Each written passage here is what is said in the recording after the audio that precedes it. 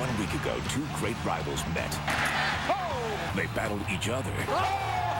They battled the elements. Havoc ensued. The sixth turnover for the Eskimos. Sometimes all it takes to make a bad situation better is with a little bit of magic. He just pulled a rabbit out of the hat. Calgary, Edmonton. What's next?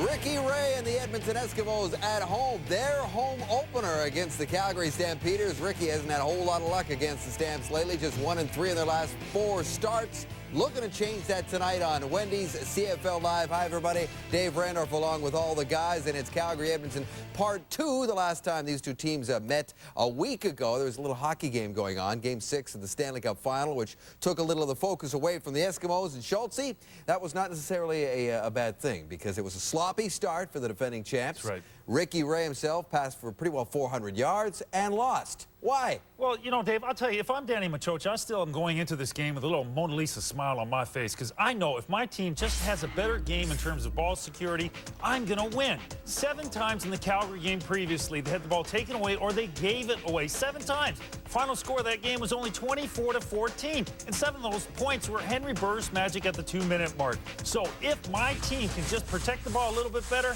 I am going to win. So important, because last year when Edmonton won the takeaway giveaway, they were 7-0. So they protect that football, I think Edmonton can win. Schultze, I'm going to this game with a little smile on my face. Yes. Because I get to watch my favorite position on the field. And what is that? Linebackers. Linebackers. And I'm going to pay attention to Brian Clark, Scott Coe, John Grace, and Khalif Abdullah. I'm going to tell you, Coe got it done last week. He had, look at those stats. He had 4 tackles, 2 forced fumbles, a fumble recovery, and the most important play of the game, in my opinion, a pick. And it was late in the game when Edmonton had a chance to come back and possibly go up. They've been dinking and dunking all night long. Brian Clark is right here. And just watch the depth he gets. Now, Ray's been dinking and dunking. He's 33 or 44 for 393. Well, Clark baits him into this ball, gets the biggest play, in my opinion. Scott Coe cleans up on the receiver. Josh, it happened to you all the time. You know, your pick would go the other way, and then another linebacker come and take you out. I'm going to be watching those guys with excitement tonight, because they can flat out make it happen and make Ricky Ray's night miserable. I hate it when that happens. I hate it. There's no reason to do that. The play's going the other way, and they're hitting you just for the sake of it. Yeah, and those guys, they love their violence, and that's why Calgary does love them. Now, for Edmonton, they're going to be relying on their defensive secondary. You know, this group last year gave up the fewest pass completions in the league, and they were up to their old tricks last week. Even when Burrs could find a guy, hey, balls were getting knocked out. But you know what? This is what we saw more often than not. Burrs back in the puck, looking, not finding, looking. This is because Edmonton is playing sensational defense in the secondary. They've got 2 guys missing from the defensive halfback position from last year.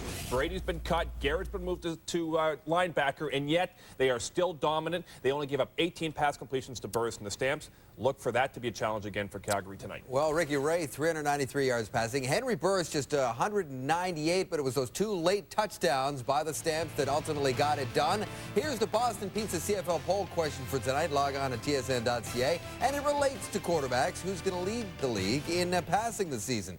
Calvillo, Moss, Ray, Burris, or Dickinson? The results at the half. Time now to introduce you to the starting quarterbacks for this football game, brought to you by Wendy's. Do Wendy's, do what tastes right. And same 2 guys we showed you last week. Henry Burris, those are the numbers. Ricky Ray, 40,000 expected tonight at Commonwealth. And enjoy tonight's game. Thank you, David. Good evening, everybody. It's the home opener for the defending Grey Cup champion Edmonton Eskimos as the Battle of Alberta moves north after a comeback win a week ago by the Calgary Stampeders. What a glorious night here in Edmonton. 25 degrees and a gentle breeze out of the southwest at 17 kilometers an hour. There's Tom Higgins. His Stampeders looking for their first back-to-back sweep of an opponent in 5 years.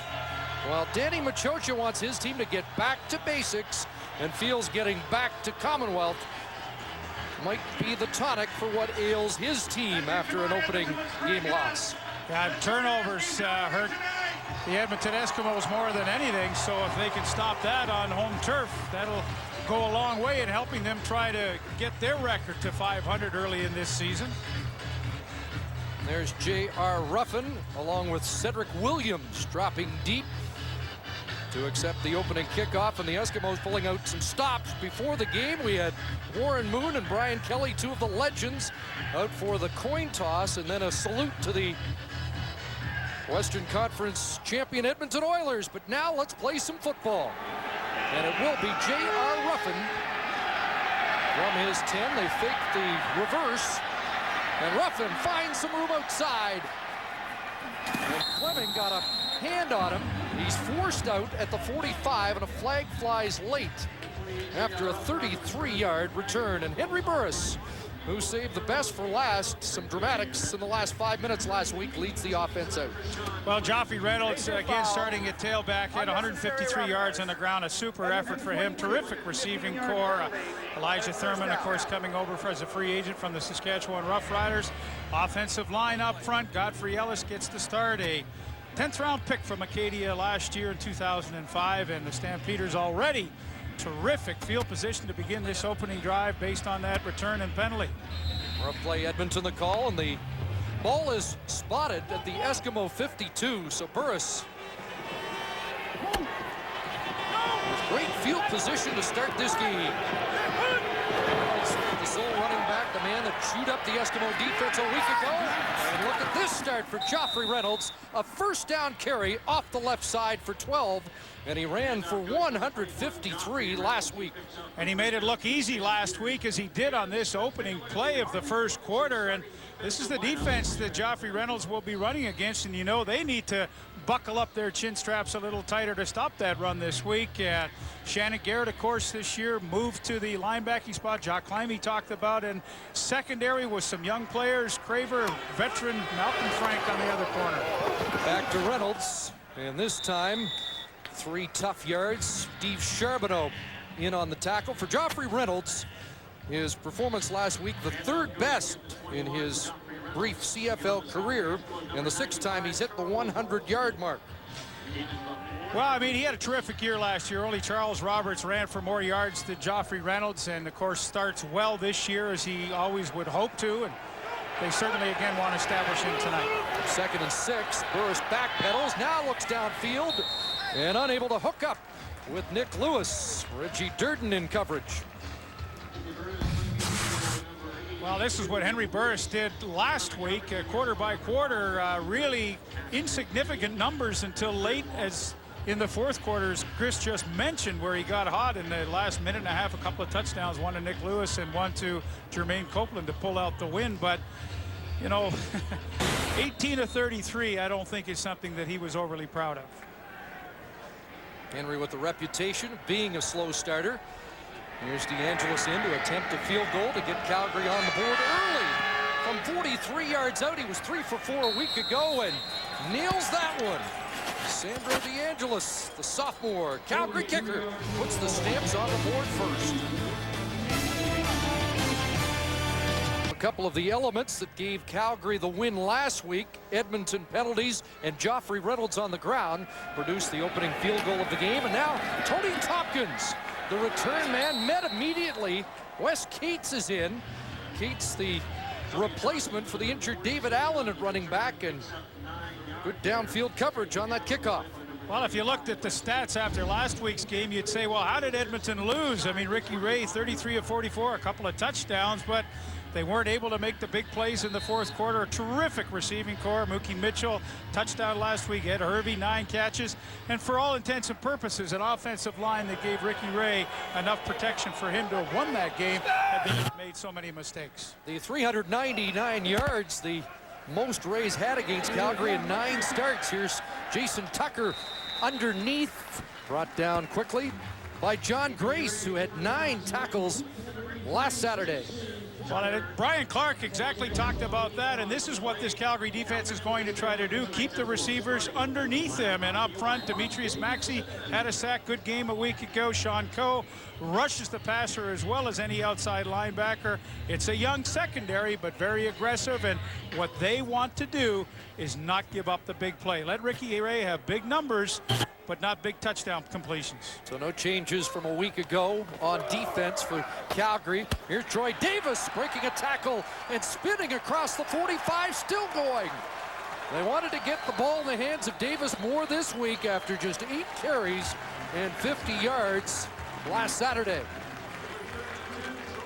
Well, Chris, and that's funny, you and I talked before the game, you know, what does Edmonton need to do to come out here on the home crowd and really take control of this game? We both agreed that Troy Davis has to touch the ball on the ground more than 8 times. And right there, Brian Clark, who's usually so reliable at the linebacking spot, misses the initial tackle, and then spin after spin, and Troy Davis gets the Edmonton Eskimos out almost to midfield. But if he can have 20 carries, I think they got a great chance. 18 for Troy Davis, who had 100 in the Western Semi against Calgary. It's a first down, and Ricky Ray looked long. No one home, and he's brought down. Ray sacked on the play, and it looks like Demetrius Maxey, who had a quarterback sack last week, and that will be career sack number 65 for D-Max. Well, that's not the offensive line's problem that time, because Ricky Ray had plenty of time to throw, just super coverage downfield, drop 8 deep, and you see he's ready, plenty of time, but now the fun starts, and Maxey gets the really the free sack there, but that wasn't the offensive line's problem. So a loss of 3, 2nd and 13. Ray rolling and dumps it off. Here's Troy Davis, who was more effective last week as a receiver. Short gain here. He had 7 catches for 75 a week ago at McMahon. And if Calgary continues to rush 4 and drop 8 like they did and keep the receivers in front of them, Troy Davis may catch a lot more than he caught those 7 passes last week, because that's what Calgary's saying. Hey, Ricky, in the first quarter at least, we're not going to let you go over the top. We're going to make you throw underneath. That's the dinking and dunking that Mr. Dunnigan was talking about. Well, I think that's the way to play Ricky Ray. You try to frustrate him. Interesting, Sean Fleming's going to punt. Rodney Williams had a tough week last week in his debut as a punter with Edmonton, and I agree with bringing Fleming back as the punter. Heck, he's over 41 yards career. Why not? Kenyon Rambo in as a returner, and he covers that one out of bounds. A great 42-yard angle punt by Sean Fleming as we join Jermaine Franklin. Guys, it's the tale of 2 weekends weather-wise. Last week, the game was delayed 45 minutes between these 2 teams because of an electrical storm and extremely wet conditions. But talking to the Stamps players, they're relieved the wetness happened last week and not this week here on this turf, as it does get very slick on the natural grass surface. Now, talking to Geraint Copeland, he said he couldn't ask for better weather, but he did have one small complaint. The field is a bit chewed up from the Churchill Cup rugby that happened last week. Well, there's always some grumbling by the visitors on this carpet, natural surface, and here's Reynolds stuffed behind the line of scrimmage. Malcolm Frank moved up from the cornerback position, and Reynolds stopped for a loss of 1. It's interesting talking about the turf this week. I think one of the greatest fears for players these days is to wear the long cleat. I believe 7/8 of an inch is the longest you can wear, and I doubt that you're going to see too many of the guys wearing those. And compound that for Calgary, they have a grass practice field, but it rained so much in Calgary this week, they really didn't get to practice on it. So, hey, I don't care what anybody says. To me, it's an advantage for Edmonton when other teams come in here and play on this natural surface, because I know guys are terrified to wear long cleats. Got an injured Stampeder, Jeff Pilon, getting attention, and we will take a timeout. We're early. First quarter, 3-0 Stampeders. Jeff Pilon off under his own power. The right tackle goes to the sidelines, and Tyler Lynham, the third-year man out of the University of Calgary, comes in to line up alongside Taylor Robertson, the right guard who was named Lineman of the Week in Week 1. Burris surveys 2nd and 11 underneath Joffrey Reynolds. Stewart couldn't bring him down, and away goes Joffrey Reynolds up near midfield across the 50.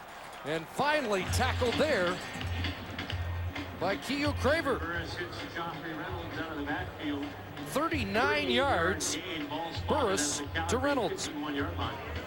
Well, Quincy Stewart had a great opportunity to make the play. Here he is right here. He looks this way, and then he's got to come back that way to try to take on Joffrey Reynolds. And we talked to Dan Kepley before the game. We said, Kep, what was wrong with the defense last week? He said, we couldn't make any tackles. And already early in this game, a great example of that and a huge play for the Stamps. He did say Quincy Stewart was not one of the guilty parties, but he was there. And this time, Reynolds isn't going anywhere. Gerald Dixon, who takes over for the injured Stephen Marsh with the tackle on Reynolds. You know, it's interesting, Chris. Both these coaches, Danny Machocha and Tom Higgins, they talk about field position so much, and that's how they game plan. That's how they conduct themselves throughout the game, is to try to establish field position. And already on one play, of course, Henry Burris now, he's got himself out of trouble. He can open up the entire offense, but there's nobody that knows about field position more than these two coaches and are more concerned about it. Second and 11. Burris rolling as an open man in the flat, but one hops the pass to Jermaine Copeland. Well, and that's the throw he's got to make, because he's rolling to his right as a right-handed quarterback. No pressure in his face. And, you know, Henry Burris, when I talked to him yesterday, was critical of himself last week in that game. He said, you know, it was like our third preseason game. It sure wasn't regular season form for our offense, and that was a pretty rusty throw right there. Maybe he hasn't been getting a lot of sleep. He's got a 2-month-old son, Armand, that he and his wife, Nicole, had back in April. And I said, well, this is good to get on the road trip and get some sleep. How about Randy Chevrier, the long snapper, broken thumb. He's got the big cast. And yet an automatic snap to Burke Dales. And now Tony Tompkins. Tompkins trying to get outside, and I think he's got there. And then stumbled and is caught from behind by Trey Young.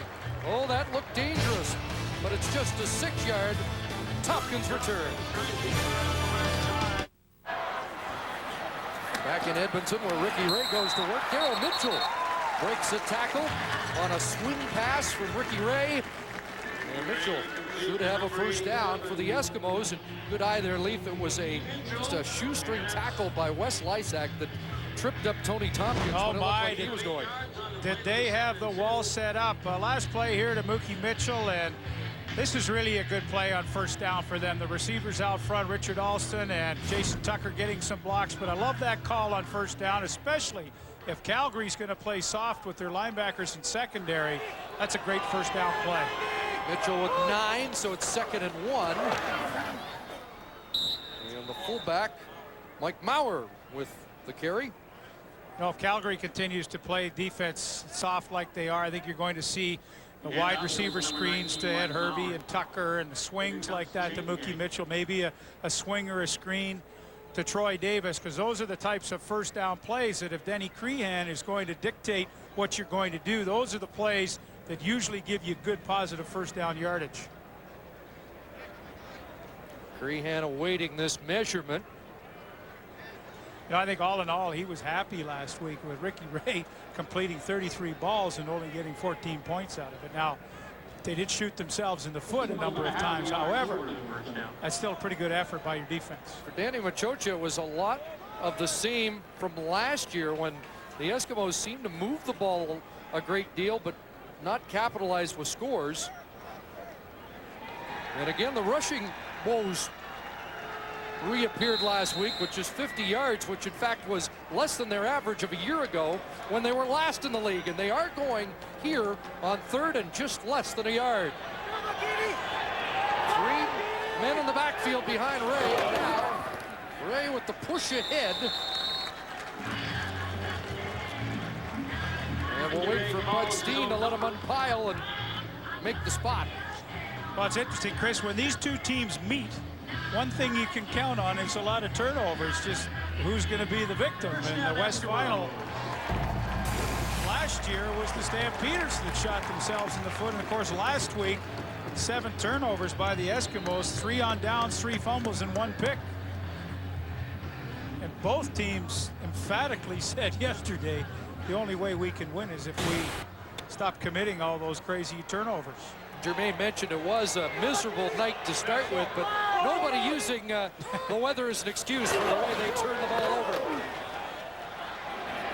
Ray can't find anybody. And ducks out of bounds at about the 41-yard line. So Ricky Ray scrambling for 7. Good coverage in the Stampeders secondary. Yeah, playing zone to the wide side of the field, just covering your area. You know, if you stay there long enough, somebody's going to come into it, and Stampeders play it flawlessly. Nowhere for Ray to go except tuck the ball under and run himself. Now, got about 6, so not a bad first down play. Now 48 yards away from 1,000 rushing yards in his 4-year CFL career. 2nd and 4. Ray, and he has a completion. Daryl Mitchell with the first down catch. So the second reception from Mitchell on the drive after making 3 grabs last week. Boy, and it's interesting. Ricky Ray could sense the blitz coming. John Grace is going to blitz, and so what does he do? He takes Mookie Mitchell, and hey, he's expecting man-to-man coverage, bring him across the field, and the catch is made. Joey Bose in the trail position can't stay with him, and hey, that's just the smart execution of Ricky Ray to understand the situation. Blitz, run a crossing route that they're famous for. Under 5 minutes remaining here in the first quarter. Ray in trouble and throws it away and does get it beyond the line of scrimmage. The flag comes down, however, but that ball did get over the line of scrimmage. And I think the officials will confer and pick up the clock. No Well, infraction pressure on the play. immediately. The ball Troy is still Davis across just the can't line get of scrimmage. outside of the Second down. blitz is coming from Trey Young from the middle safety spot all the way in. So all of a sudden, at 2 soft series on defense for Calgary, now all of a sudden, they're starting to bring a lot of people on the blitz and give Ricky Ray another look. And to me, that's the beauty of the 3-4 defense. You can bring people from all over different places, and to me, you have a little more flexibility in trying to confuse the quarterback. 2nd and 10. Eskimos.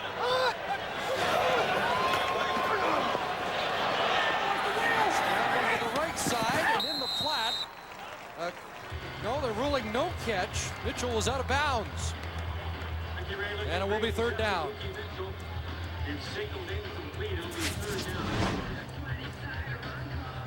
Well, have a look here. Was Mookie Mitchell inbounds or not? There's the 1 foot. Great call by the official right on the spot.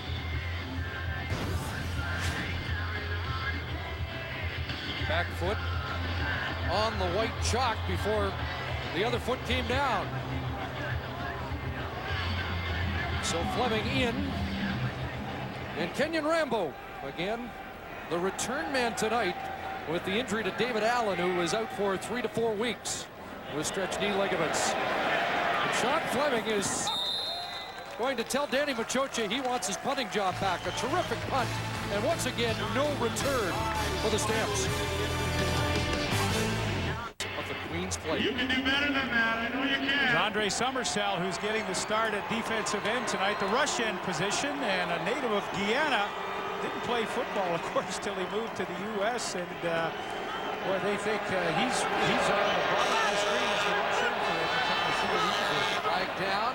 Here's Copeland with the catch and lunging ahead to the 22, but it looks like this is coming back. Summersell really impressed the Eskimo brass in the early part of camp and then sprained an ankle, but they say he is lightning quick off the edge and should give opposing quarterbacks fits. Well, now Dan Kepley likened him to James Parker. Calgary number 81.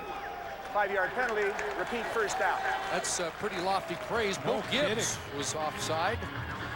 You know, and he has the distinction of being the last player picked in the NFL draft in 2004 by the Oakland Raiders. And we know what title that means. Apparently Mr. Irrelevant, but I'm not Mr. Irrelevant. I'm not going to say that to his face. That's what it says. You would figure the Eskimos must like him because he's wearing 53. Number 1 a year ago by Jim Rockford. First and 15 And a completion in the flat. And Marcus Howell with the catch. Over from the Ottawa Renegades in the dispersal draft. And it's like Howell edging out Brent Ralph for the starter's job as the Canadian wideout. You know, I've always liked Marcus Howell. I mean, he's a very versatile player. He started at corner for the Winnipeg Blue Bombers a few years ago. I think he's got terrific hands, good technique, and I was always amazed that with the Ottawa Renegades, he did not get more playing time, but he is now in Calgary. Good for him. 8 yards on that reception, so it's 2nd and 7. 6 receivers out, and flags fly as Copeland in a battle with Reggie Durden. The ball fell incomplete. Well, let's find out. There's more than one flag on the play.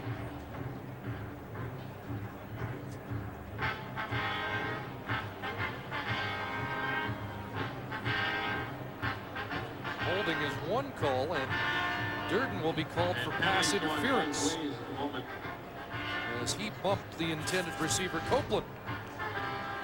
And there's Kelly Wilshire right here, and he's coming on the safety blitz, and I'm not so sure they didn't get a handout and drag him down right there. Yes, the center, Godfrey Ellis, recognized it a little late. Holding. But pretty much tackled Calgary, him, but number it's 61. going to probably offset as Reggie Durden interference. gets called for the interference. Edmonton, number 5. They're offsetting 10-yard penalties. So Godfrey repeat Ellis. down. 2nd down. The holding call, the center. And Durden, the culprit for the Eskimos. Well, interesting, both defensive coordinators, after a couple of kind of soft series, now they're saying, okay, enough of that. Let's start putting a little more pressure on these quarterbacks. Rick Campbell coming with the safety blitz that time. So they'll do the play over in 2nd and 7 from the Calgary 17. And downfield, Copeland's got it. And Copeland, an ankle tackle there, which saved a lot of real estate by Keel Craver, but it's a big hookup for a first down of 31 yards. Burris to Copeland. Talk about having confidence in your receiver. Great coverage by Reggie Durden here, but the ball is in the air because Henry Burris expects Copeland to go and fight for it, which he did. A little bit of a swim push-off there to get to the football undetected. However, once again, for the 2nd time tonight, Henry Burris has been able to move his team out of a deep hole. A smile from Copeland to Durden, of course, former teammates. How many times did they line up against each other in practice as members of the Montreal Alouettes? Well, Chris, this is a terrific receiving core that Henry Burris has to work with. Those are the numbers from a year ago, and Elijah Thurman, of course, did those in Saskatchewan, but this is a terrific group. Now you add Marcus Howell to the group. Bo Gibbs will come in, number 81 on occasion. He's a huge target. So with the increase in rosters, it's apparent teams are using that to increase the amount of their receiving core. There's Elijah Thurman lining up on 2nd and 6. Underneath, Joffrey Reynolds. It's a first down, Calgary. And he pulls his way to the Edmonton 45. Well, talk about taking what the defense gives you. Both Ricky Ray and Henry Burris are having a good first quarter doing that. Edmonton chooses to drop everybody deep with 6 receivers out in the pattern. Hey, I'll just dump it off to my running back, which is a pretty good option or plan B. Did you find back-to-back games the offense was a little better the 2nd week? I would think in this case it's going to be tonight. Last week was horrid.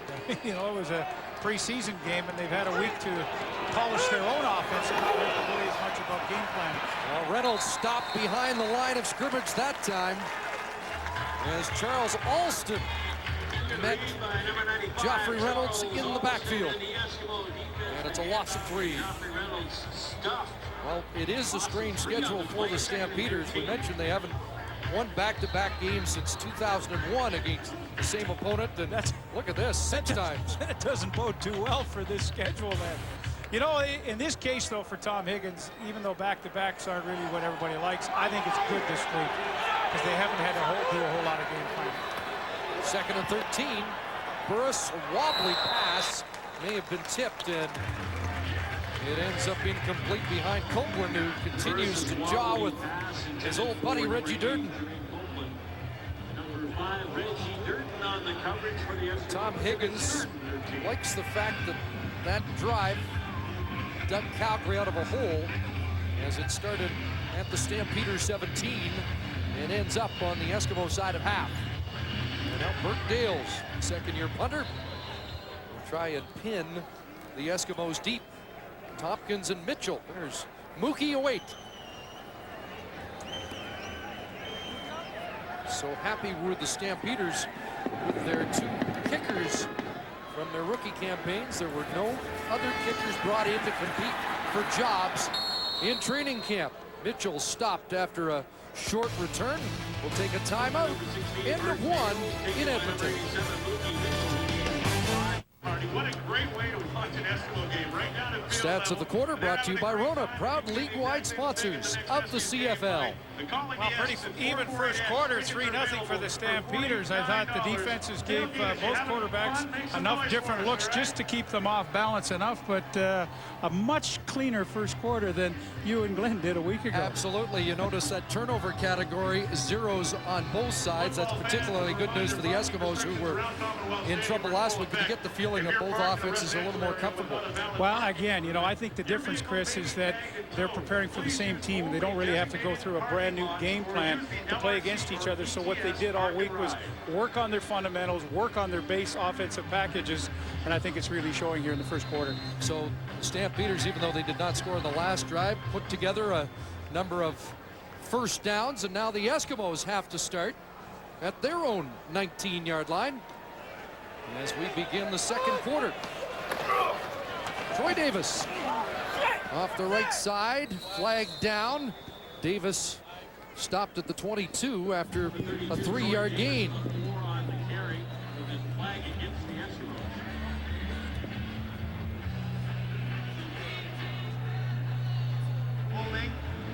Well, Davis, the leading rusher for the Eskimos last year. Repeat first down. On just 4 Edmonton starts. And this one going against the Eskimos, a holding call, brings it back to the Edmonton 9. Well, a week ago, Joffrey Reynolds obviously won that battle of the running backs, and I believe that for the Eskimos to be successful tonight, you're going to have to see Troy Davis much more involved in their game plan. First and 20. Draw, Davis. And the Stampeders not fooled. Davis just gets back to the line of scrimmage. Well, Randy Chevrier, playing on the nose, really stuffed things up well early and took control of the center. Rhett McLean. There's Chevrier right in the middle of your screen. He just manhandles the center and makes the play on Davis. And all of a sudden, you know, the Calgary defense got 2nd and 20 deep in their own end. They really have a chance to control this game now. Again, Randy playing with the broken thumb. He's one of the 300-pound poets. He and Sheldon Napastuk have a radio show in Calgary. Apparently a little poetry's involved. Here's a dump pass to Troy Davis as he looks for the first down stick and is drilled by Kobe Reinhardt, who had the Richter scale stick on Mike Maurer last week. Oh, that was some hit. Well, Calgary did the right thing. Drop 9 people back in coverage, make Ricky Ray force him to do what he hates to do, and that's throw underneath the coverage. And not too many times when you dump it out of the backfield, you're going to pick up on 2nd and 20. You said, you know, what did these teams do well in the first quarter? Twice, Calgary marched it out deep out of their own end really well. I mean, they didn't get points, but they sure did a great job. Here's Fleming. And Rambo crossing midfield. And Rambo met there by Marcus Wynn. A 9-yard return. Well, the Stamps in good shape here after a defensive stand. And one of the keys for Calgary is to contain Ricky Ray and not give him the big play. I just think we take away the deep ball. You know, he's really good at throwing that, and they beat a lot of teams that way, and they like to spread the ball around and get guys open deep and get Jason Tucker going. You know, Jason's probably one of the best receivers in the league, so he's going to get his catches and he's going to get his yards. But, you know, if we can limit him a little bit and take away their other things and just give him the checkdowns, you know, we don't think they can beat us like that. So the defense does its job, and now Henry Burris goes to work. And Burris lugs the ball and dives head first, close to a first down with Singor Mobley in pursuit. You were saying, Chris, that you had a conversation with Tom Higgins where he said he wanted Henry Burris to run a little bit more tonight, and that time I believe it was a broken play because Burris went to fake to somebody and there was nobody there, so I think he just said, hey, I better do the next best thing. Everything caved in, and he said, heck, I've got such an open field I could pick up a first down with my legs. Henry does have that element and didn't take off last week. Moves the sticks here. And the Stamps threaten from inside Edmonton's 40-yard line. And Burris looking downfield. Elijah Thurman hadn't turned around to look for the pass as he was going man-on-man with Malcolm Frank. You know, Danny McManus and I, who's backing up the quarterback here in Calgary for Henry Burris, had a conversation yesterday about preseason and the length of the season and all that. And I think, you know, he and I both kind of agreed that in a perfect world, it'd be great to have 3 preseason games. And one of the reasons would be like a free agent like Elijah Thurman comes over to Calgary. I mean, there was total miscommunication on that play, and maybe these two just haven't had enough time to work together yet. But, well, I agree with Danny Mac. Preseason's too short. 2nd and 10. Copeland, and Copeland's got it. Again, tight coverage from Durden, and Jermaine Copeland keeps coming up with the football. Well, again, Henry Burris is not afraid to throw it to Jermaine Copeland, and he just works to the outside right there. He's not afraid to throw to him, even though he's tightly covered. And that's a great speed turn by Reggie Durden. See how well he closes. But Copeland works back to the football, keeping that little bit of separation, and that's a great catch and way to help your quarterback out. Copeland over 1,200 yards last year, but he has gone 13 games without a 100-yard receiving game. Big play action, Burris into the corner, and does Rambo get down? Yes, they're ruling a completion and a first down, and a big catch by Kenyon Rambo, who had a touchdown in Calgary's last visit here at Commonwealth. Well, I love the call by Burris. He's got trips to the wide side, and he rolls back weak, really, and if nobody comes out with him, he's got the option to run or to throw to somebody like Rambo, who does a terrific job to keep those feet in bounds. That is a heck of a catch, and those are how you keep these drives going. You make big plays like that. Good catch by Copeland. Now Kenyon Rambo with a good effort. 14 for Rambo, and now 1st and goal at the 4. Joffrey Reynolds time. Kicks it outside. Reynolds, touchdown. Powering his way in, and Joffrey Reynolds has the first major of the night. 21, Joffrey Reynolds carries into the end zone. There is a flag there. There is a flag in the end zone. And let's see what this is about. The Eskimos signaling it's going against Calgary. Holding. Calgary number 85. 10-yard penalty. Repeat first down. And it is Kenyon Rambo. That's it. Let's get loud for your defense. Well, penalties a week ago really hurt the Stampeders. They had 16, and there's Rambo on the outside of your screen. He's engaging with Malcolm Frank, or rather Keo Craver, and you can clearly see he grabbed a lot of jersey there to try to help his running back. So it's 1st and goal, now back at the 14. Here's Elijah Thurman with the catch, and he's brought down at the 7. A sure tackle there by Reggie Durden. Henry Burris complete 84. That was a heck of a tackle in the open field by Reggie Durden. Dan Kepley, the linebacker coach, said that was their problem a week ago, missing too many tackles. They missed one early, but now that's a good effort by Reggie Durden. You saw the production last week inside the 40. Tom Higgins particularly perturbed about the interception that Henry Burris threw deep. And Gerald Dixon picked off at the goal line. The only interception tossed by Burris. 2nd and goal, now at the 6. Burris going to the wide side. Rambo smothered there by 37-year-old corner Malcolm Frank. And it's just a 1-yard gain.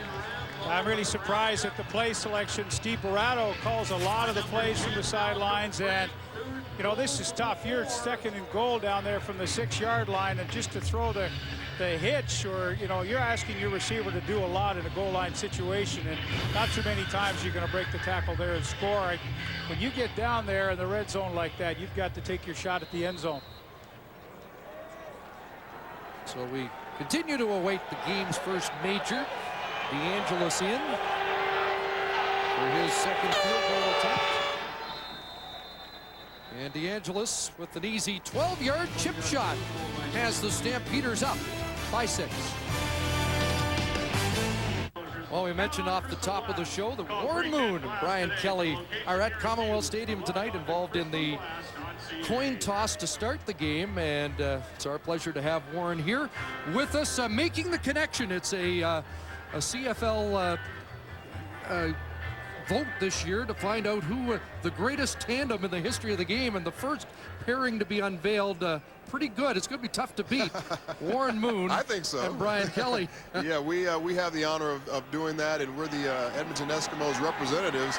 There's going to be a representative from all 9 teams, including Ottawa, as the greatest duo quarterback receiver combination over the next 8 weeks. So people will get a chance to start voting after August 18th for their best duo. Right, we'll talk more about that competition. Well, you know, yeah, Chris and I, before the game started, letting our minds wander. Okay, Ottawa was it Russ Jackson, Whit Tucker. Of course, we got Warren and Brian Kelly, and so it's going to be fun for the fans. We figure Saskatchewan will be Lancaster and Pedersen. No, I don't think so. You never know. I mean, I'm sure everybody's going to have a lot of different guesses, and that's why you can go to the website, CFL.ca/makingtheconnection, and then you can kind of debate those things. So it should be a lot of fun for the fans to get involved in. Well, Ricky Ray and Jason Tucker might have been a decent selection, but of course, you're dealing with legends. And here's that shuttle pass to Troy Davis up to the 40-yard line, and a big first down for the Eskimos.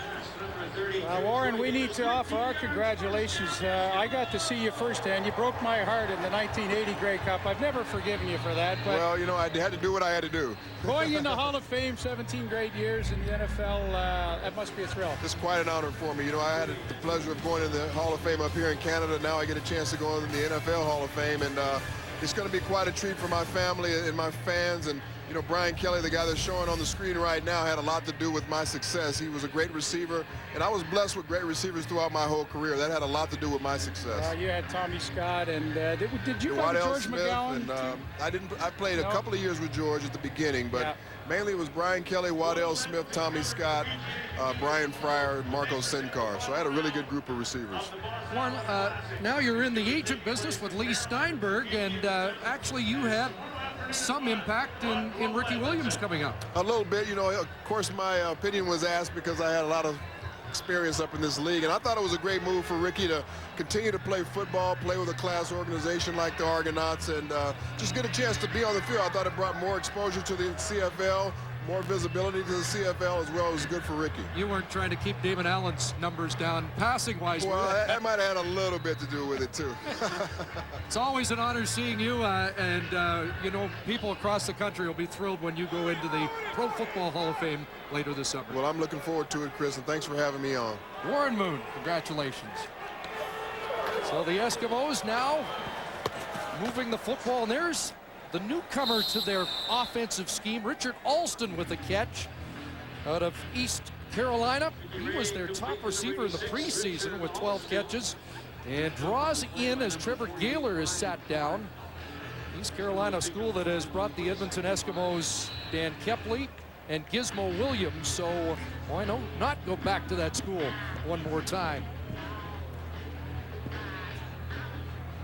Great to chat with Warren Moon, and what a dynamic combination that was, he and Brian Kelly. Well, it's interesting to hear the supporting cast. We had some great ones here. Tommy Scott, Waddell Smith, Marco Sincar helped out with a Grey Cup. And there's an Alston catch that will be negated by a holding penalty. Bud Steen brings them back. Holding. Edmonton 61. 10-yard penalty. Repeat second down. Glenn Carson in, and a holding call against him. We talked about Alston, a newcomer to the offensive set this week, and Pat Woodcock also in the lineup and awaiting his first catch as an Edmonton Eskimo. yeah, Pat Woodcock, funny career. I mean, best year 2002, and Grey Cup MVP, but you know, after that he just doesn't materialize, and we haven't seen him yet tonight. More flag, says Ray, looks for Tucker downfield, incomplete. course, Woodcock's best play ever, a 99-yard catch on this field in the 2002 Grey Cup game. Well, yeah, he was the Canadian MVP in that game for that long catch, but... Illegal block, hands to the face, Edmonton 61, penalties decline, it's third down. So back-to-back penalty calls against Carson. This one is declined as he gets up in the grill of John Grace. Yeah, I would say that's in the face pretty good there.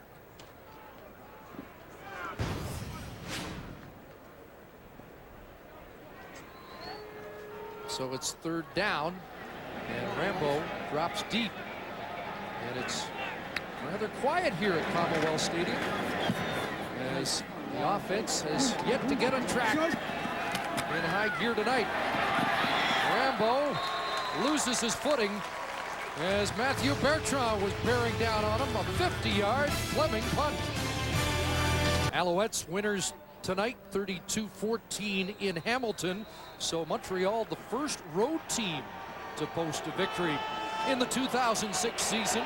Here, the visitors have a 6-0 lead. Calgary with the football, and Burris looks downfield.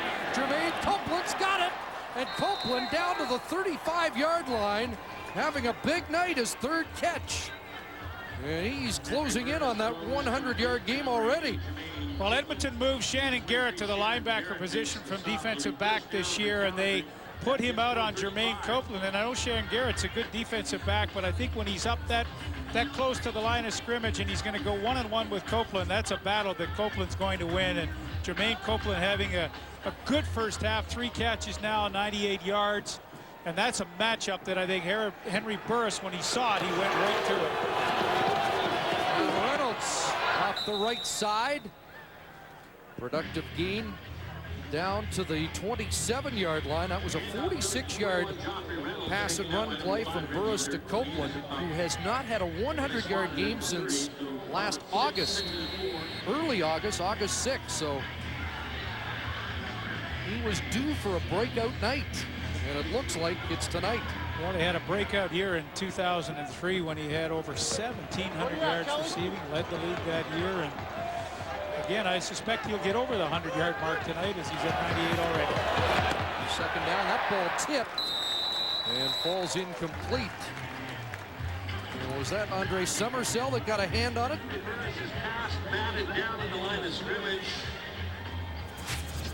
Big 53 making an early impact. There he is from the outside. Watch Summersell. They say he's got great quickness, speed rush to the outside. It gets the hand up. That's a great play. And Calgary's moved the ball effectively, but they just had not been able to get it down. Had one good opportunity to score a touchdown, but have all their offenses just led to field goal attempts. DeAngelis, 37 yards out. And the man who led the league in field goal percentage in his rookie year is sharp here. 3 straight for DeAngelis, 9-0 Stamps. Defending Grey Cup champion has lost its first game of the following season. The Eskimos continued the trend a week ago. Last time they won the Grey Cup, they went 0-3 to start their defense of the Cup. And they desperately do not want to lose back-to-back to their provincial rivals to start the season. Well, they've just put themselves in a hole on offense tonight a few times. It seems whenever they get something going, they have a penalty or something to slow them down, and they've been in a lot of second and long situations. They're in one again now. Calgary, for the most part, second and long tonight, has chosen to just lay off, and second and shorter have brought people. So I'd be surprised to see 9 people again drop deep. Second and 8. And that one almost picked off by Kobe Reinhardt. Well, stepped in front of the intended receiver. Well, they drop 8 right there, and Kobe Reinhardt knows he's got help over the top against Ed Hervey. Here's Hervey here, and he's running the hook. Watch how Kobe Reinhardt steps underneath because he knows he's got help over the top should Hervey decide to go deep. There's the help. You see it back over the top? That allows you to get in his face and play aggressive and make a play on the football because you're not worried about the deep pass. Great defense. Reinhardt with 61 games of NFL experience, came to the Stamps last year and has become a lockdown corner Calgary. Rambo. He found a seam, lost his helmet as he is punished. 38-yard punt, 8 on the return.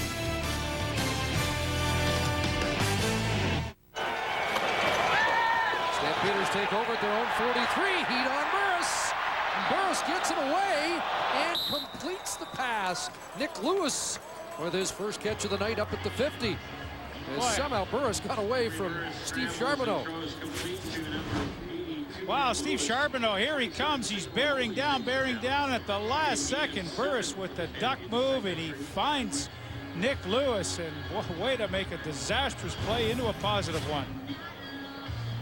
7 for Lewis. The 3-minute warning given to the benches here at Commonwealth.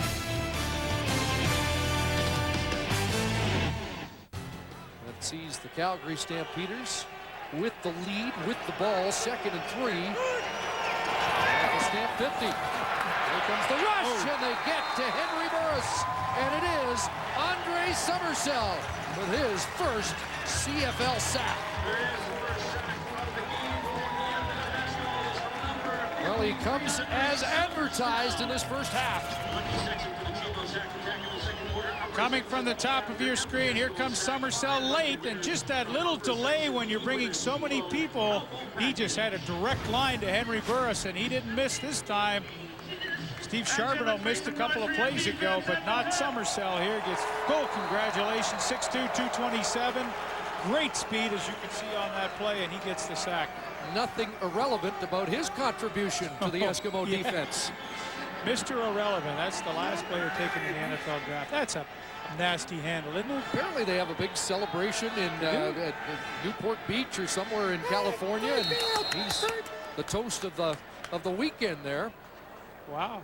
So that's, I guess, one consolation prize, but it doesn't help you make the NFL squad. He looks like he may have found a home here. And now there's a penalty being assessed against the Stampeders. Time count violation.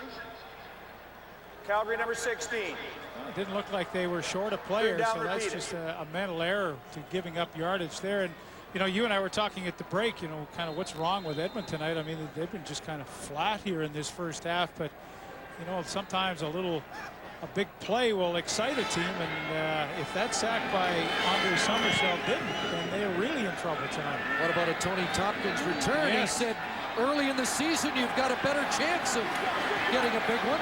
Tries to get outside, but great coverage downfield. And Kobe Reinhardt there again to bring Tompkins down. Terrific punt by Burke Dales, 53 yards.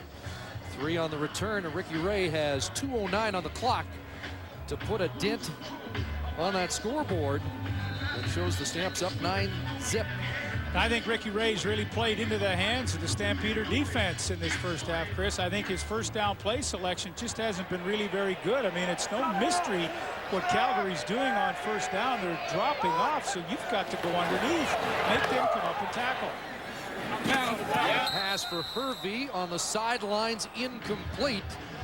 Hervey, the prime target last week when he made 9 catches for 116 yards.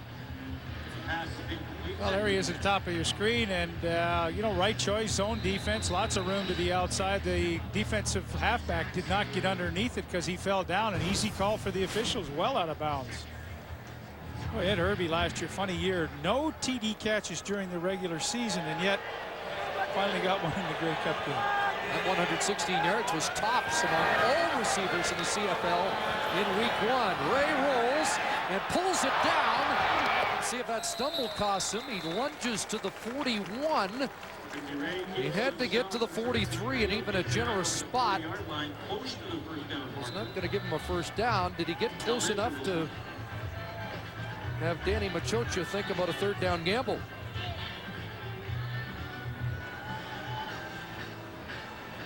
He'll measure, and he'll get a better survey on what is needed on 3rd down.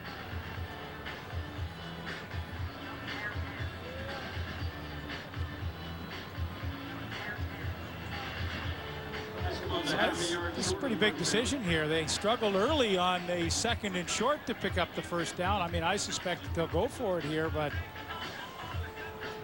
it's a full yard. And now the Stamps defense will try and dig in and get another turnover on downs as they did a week ago. 3 times. Well, last time on 3rd down in the first quarter, Ricky Ray took the ball himself. So if I'm John Grace and Brian Clark, boy, I just tee off at number 15. Ray pushes ahead behind center Rhett McLean and Comiskey, and a good surge from that offensive line. Well, it used to be that the centers on teams were the most undersized offensive linemen, but not anymore. Ricky Ray follows Rhett McLean, 6'3", 304. Centers used to be around 2.5. Now they're over 300 pounds, and a good choice for Ricky Ray. You saw John Grace do exactly what I thought he would. There's number 7, tries to go helmet to helmet, but misses.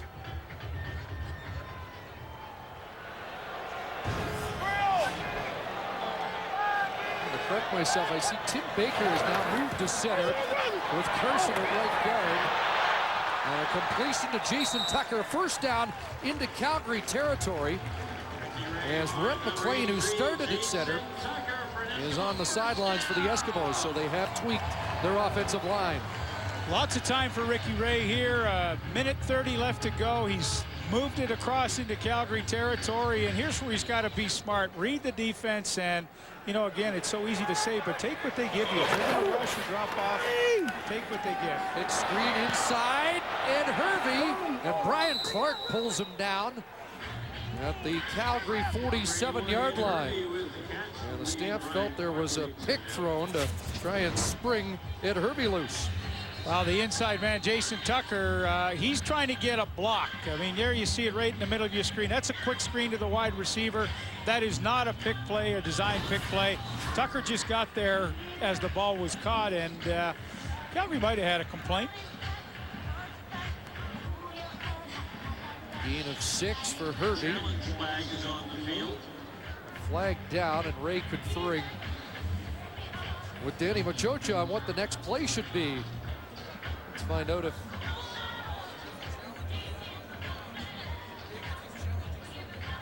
apparently there's Calgary is challenging that the ball was fumbled on the play. There's a challenge. I didn't see the fumble.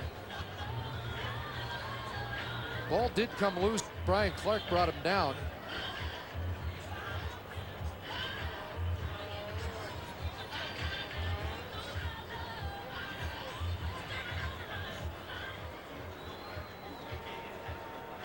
And so Bud Steen comes over to have a look. Well, let's go back and have a look at the entire play. All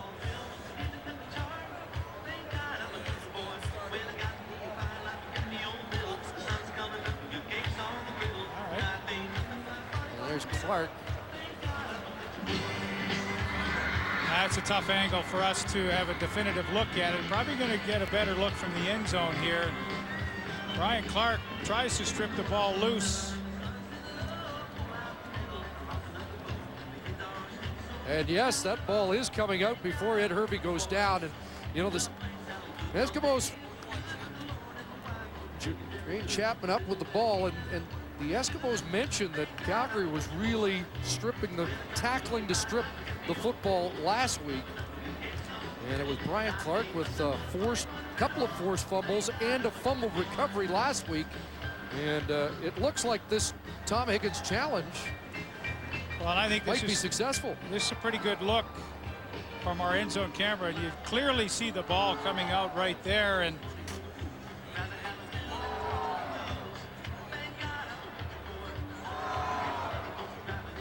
Chapman quick to get on it.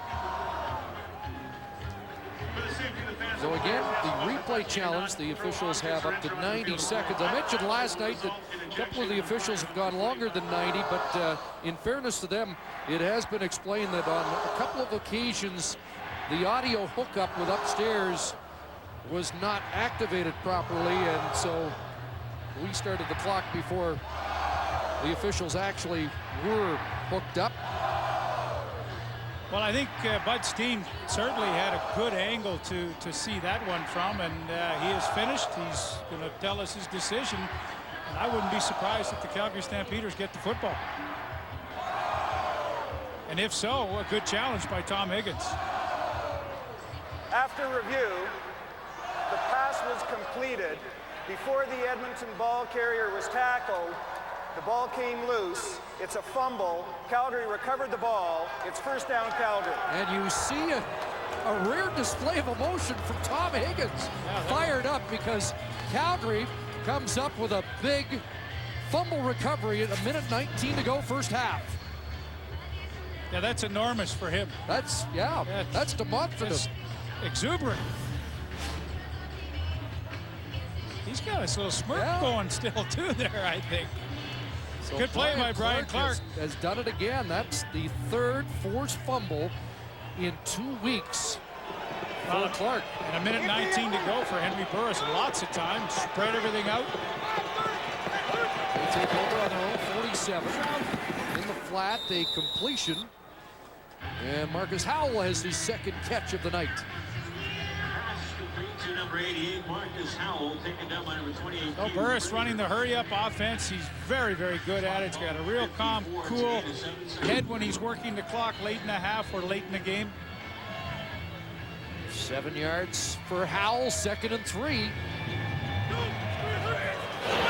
Shotgun, Kelly Wiltshire, safety blitz. The screen pass, and Copeland underneath. Got one hand on it. Couldn't bring it in.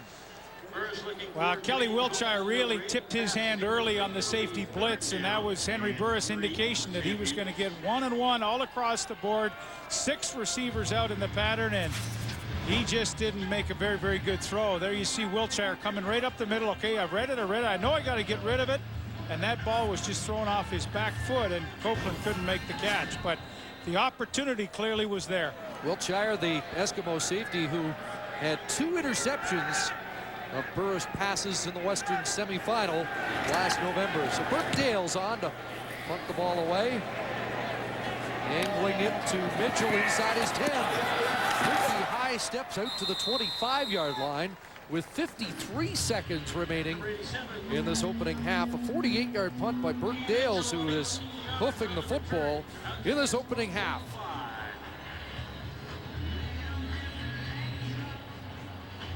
Well, and again, Ricky Ray getting the football back rather quickly after that turnover, and lots of time for him with 53 seconds to go to try to break this goose egg here in the first half. In the last 6 regular season games, Ricky Ray with just 1 touchdown pass. It was last week on a pass to Matthew Bertrand out of the backfield. Randy Chevrier, the injured Calgary Stampeder. And again, we showed you earlier the big cast on his thumb. Not sure if that's the problem. And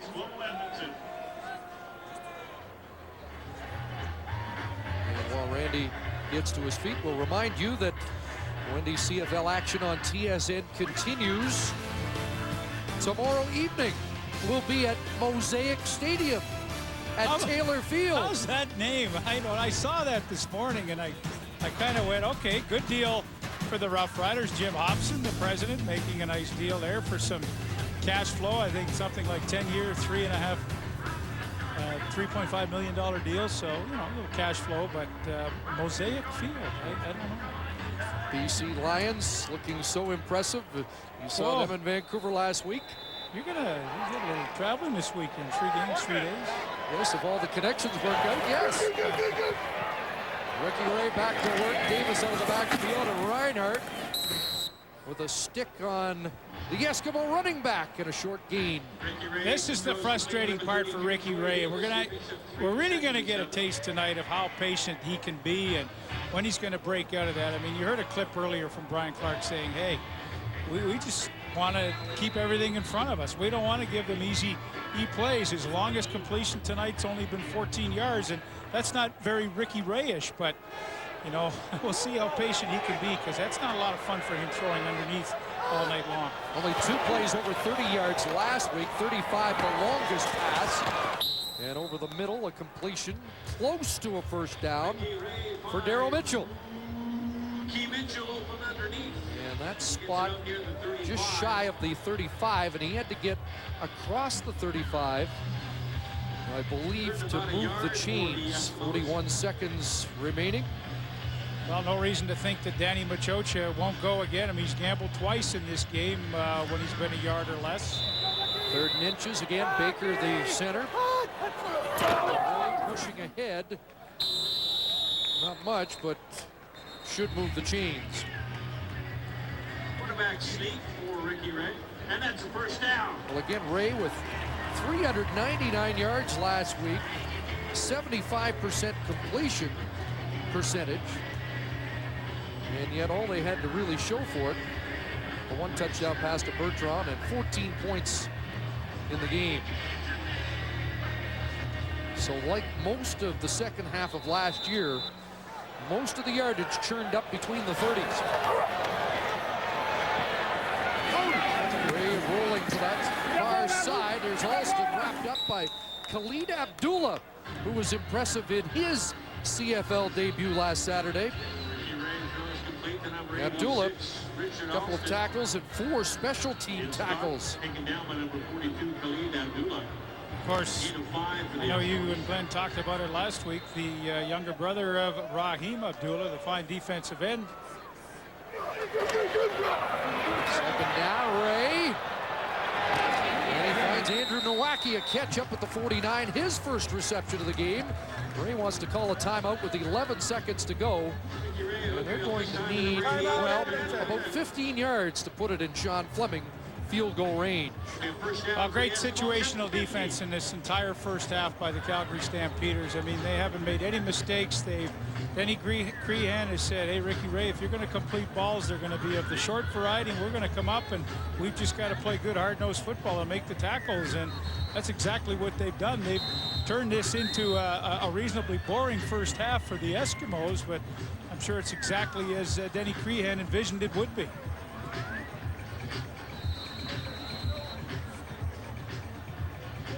Longest for Sean Fleming last year was 48 yards. He'd have to move it 19. Watch the draw. To get it into a Fleming 48-yard attempt. And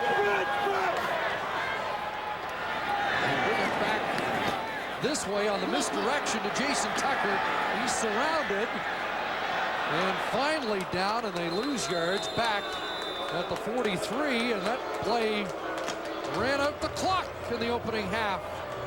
And the home crowd here at Commonwealth Stadium not impressed with the opening half of football from the defending Grey Cup champions.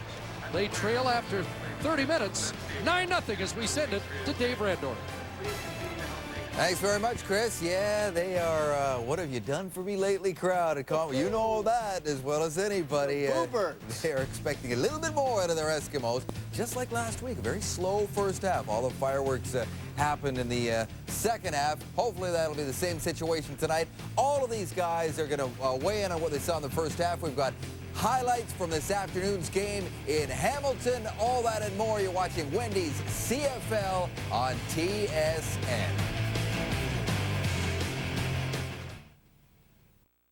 Here's a look at the Boston Pizza CFL poll question we asked you earlier tonight. We asked who will lead the league in passing yards this season. You said 36% of you said Dave Dickinson will barely beat out Anthony Calvillo. Interesting. Jason Moss not off to a great start in Hamilton.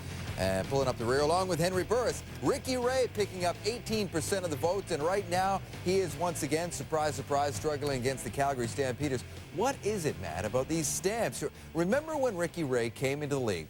You made the observation several times that this guy has got a very accurate deep ball. We haven't seen it for ages, and we certainly haven't seen it against the Stamps. And Calgary certainly understands that better than anybody. You know, the foe down the road, they know how to best defend your offensive weapons. And Ricky Ray does throw an accurate deep ball. But the Calgary Stampeders, as Brian Clark and Lee Patterson have alluded to, are not going to allow him to do that. They're going to make him dink and dunk. And that's all that is there for Ricky Ray. That's why he's got the high completion percentage last week at 75%. This week, it's just shovel passes, dumping down on second and long, and then some slip screens. And on this slip screen, Brian Clark, he's up to his old tricks again. The third forced fumble of the year already for Brian Clark.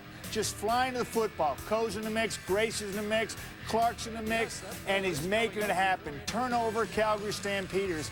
Great game plan once again by the Stampeder defense to make Ricky Ray do things he's not comfortable with, Jock, and that's just dumping the football down.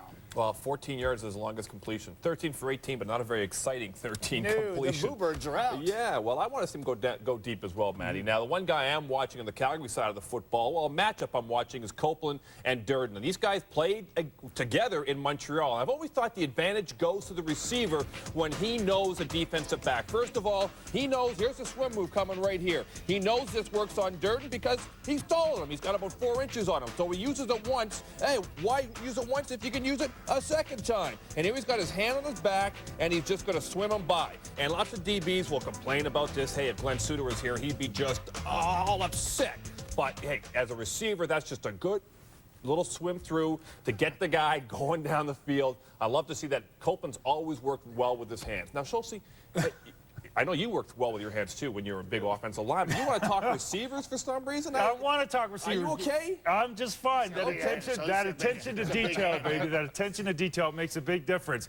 Some great wide receiver play that has really supported Henry Burris. Has he had a great game? No, he has had an average game, but he seems to be improving. But I want you to watch this play and how much confidence Henry gains by Kenyon Rambo making that type of catch. Now watch the difficulty of this. Jock illustrated technique for a receiver. Watch the footwork and the handwork on the sidelines. Folks, you got to split your mind in half. Half of it will be on your hand and half it'll be on your feet. That is one of the most difficult catches to make for a receiver. Henry looks like he's playing a little bit better in this game, better than last game for sure, no doubt about it. But the key thing to this, it's only 9-0. This game is still totally up for grabs. Rambo split his mind in half when he took that. You know what I mean? Yeah, I really do know what you mean. Taking an Never mind. You have the Schultzeisms. We kind of know what you mean. We always end up getting the point. But he took that holding penalty that took the touchdown off the board. That's right.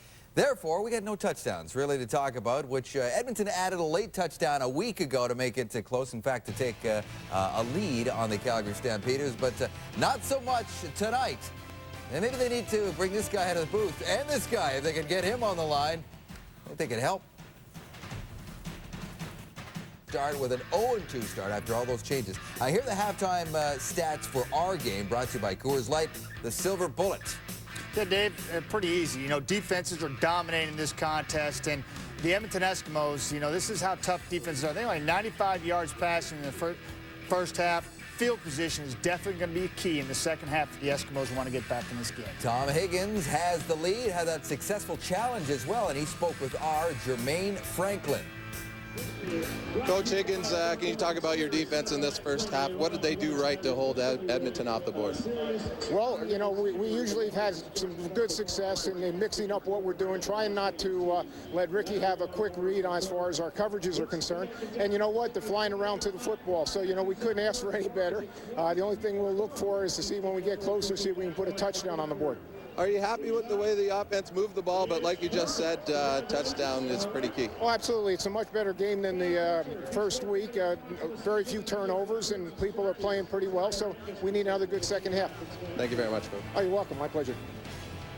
Our thanks to Tom Higgins. Yes, less turnovers, not as many points, and some dogs out at Commonwealth Stadium.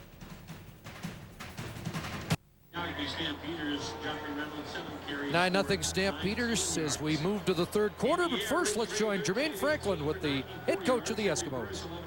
Coach Machocha, offense held scoreless in the first half. What are the adjustments you guys have to do in the second?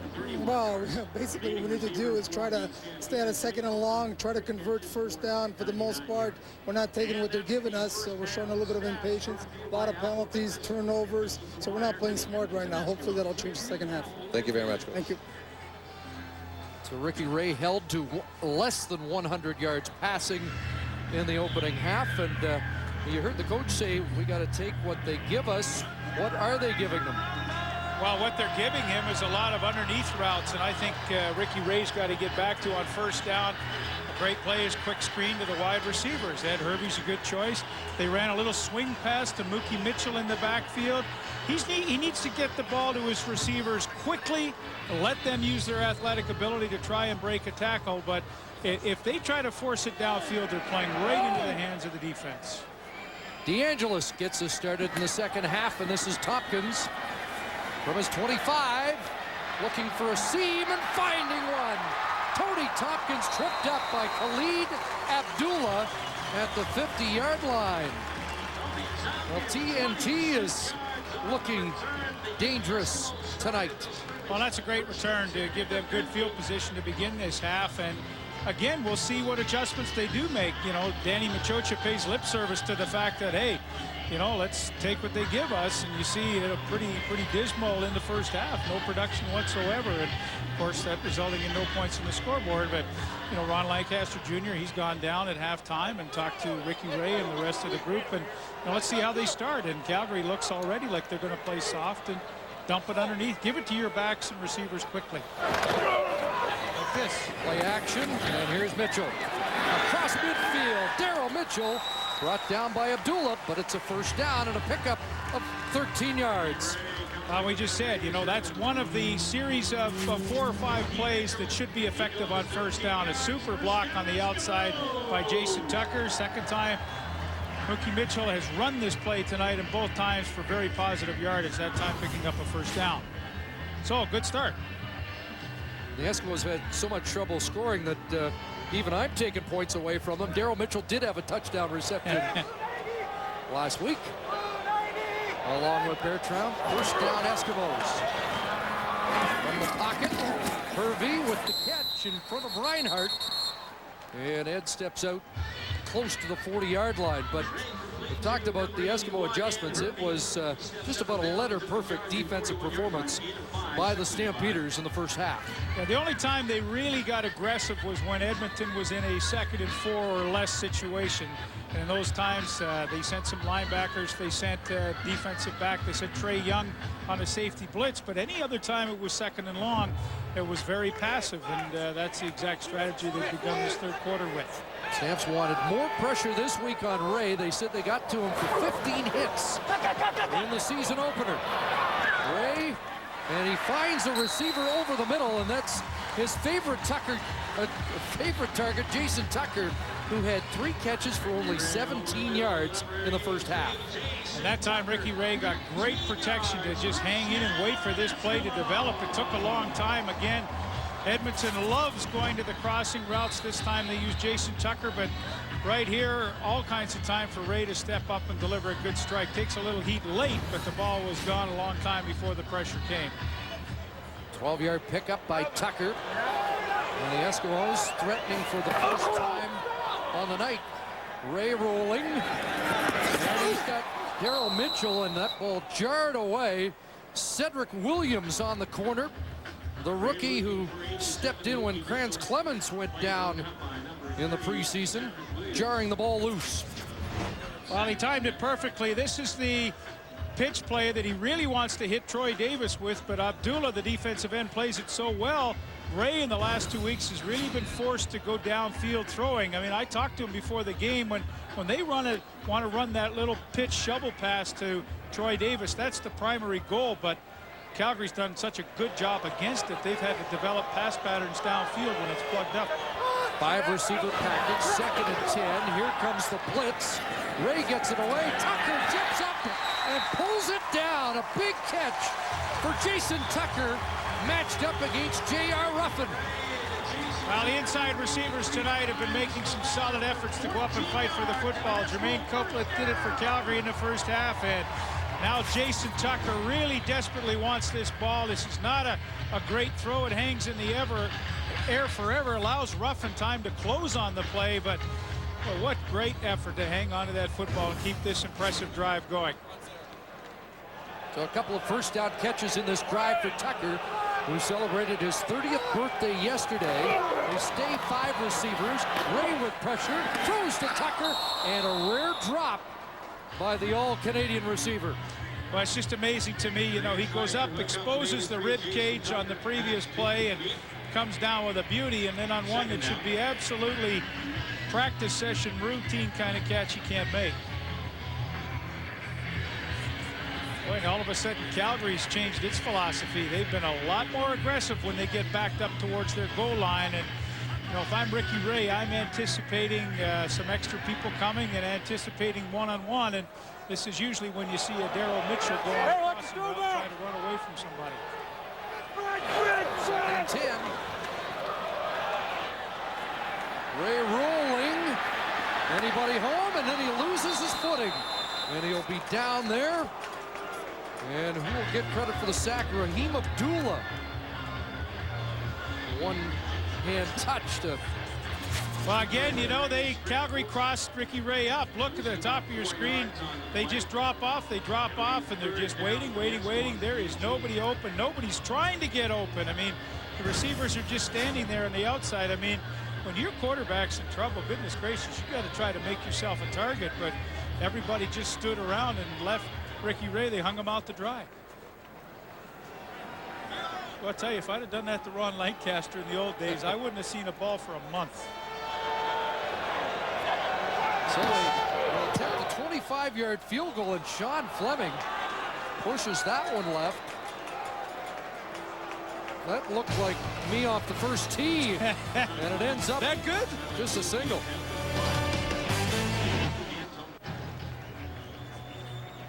Well, that hurts. The Eskimos had something going on that first drive of the second half, but then Jason Tucker drops one near the goal line, and they don't even come away with 3.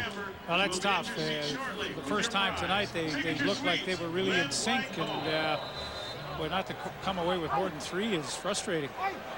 You can see Tyler Lynham stays in at right tackle for the Stampeders. Jeff Pilon left in the first half. Here's Joffrey Reynolds, and a nice shift there to get across the 45, and Reynolds has a first down. We just talked about Tyler Lynham, the right tackle, getting some playing time for Jeff Pilon, and he caved down Andre Summersell, and that opened a great hole for Reynolds to get to the outside. And once again,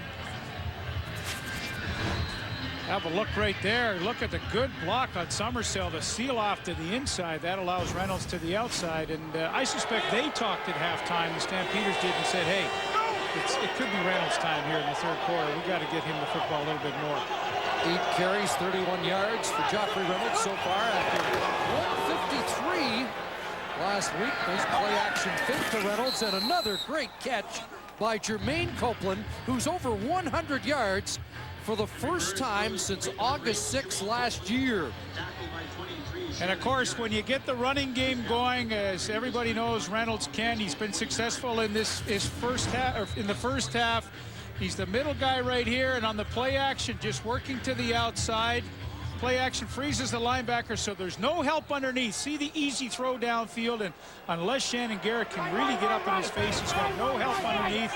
Pretty easy throw for Burris to complete, but the play action success of the running game makes that work. 15 yards, first down. Reynolds has a couple.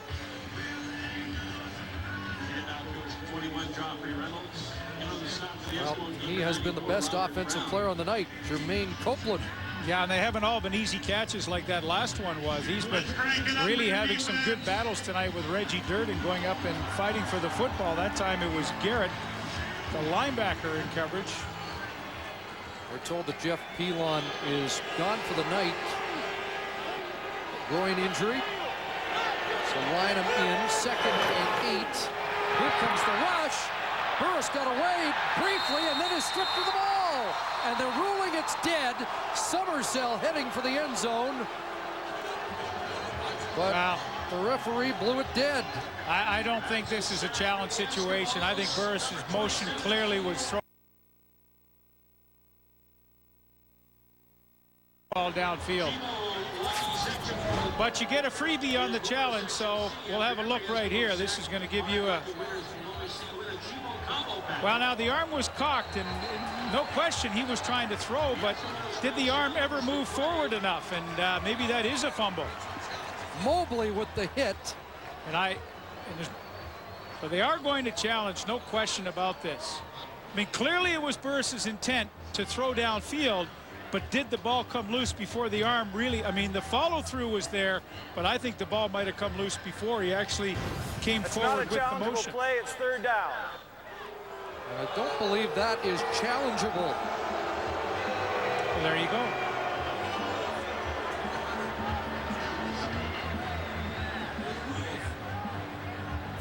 So Danny Machocha not able to challenge this. He ducked under Wiltshire, but there's Mobley. I believe it's a fumble. Burke-Dales comes on to punt on third down.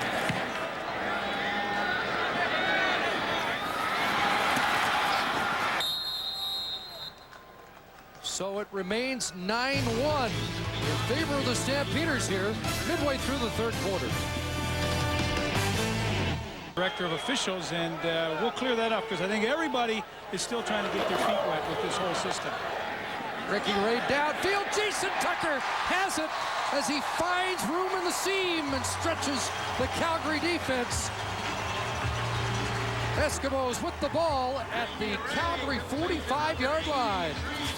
Well, Ricky Ray's going to have to have been patient tonight for a long time, but this is the first time man-to-man he's got the rookie J.R. Ruffin on him, and Jason Tucker, nothing fancy about that.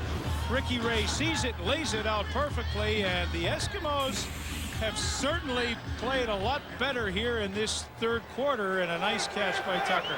Ray passing our buddy back in the studio. Oh, say it ain't so. Pass attempts on the all-time Eskimo list with the longest completion of the year so far, 38 to Tucker. Ray finally has to pull this down, and he skips out close to another Eskimo first down, but suddenly the Edmonton offensive momentum is gathering. You know, I'm just amazed, though, the Edmonton receivers, when they see Ricky Ray roll out and kind of, you know, arm ready to go, and they're just standing around. And I think when Danny Machocha takes a look at this game film, he and Ron Lancaster Jr. are going to have a chat with some of these guys, because they've really let Ricky Ray down a little bit in certain situations. That time, a few guys just, they're not trying to get open when Ricky Ray's on the run.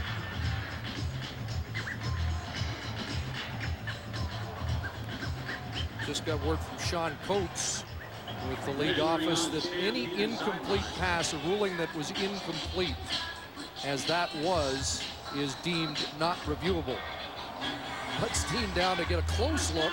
And so the ruling on the field was an incomplete pass. And that is why not reviewable. And of course, you know, we're seeing it in slow motion here, but in game action, I mean, the arm, it so emphatically goes forward that I could see where you could think that. However, upon our point of view, I think it was a fumble. First down, Ray Tucker wide open. Touchdown, Jason Tucker.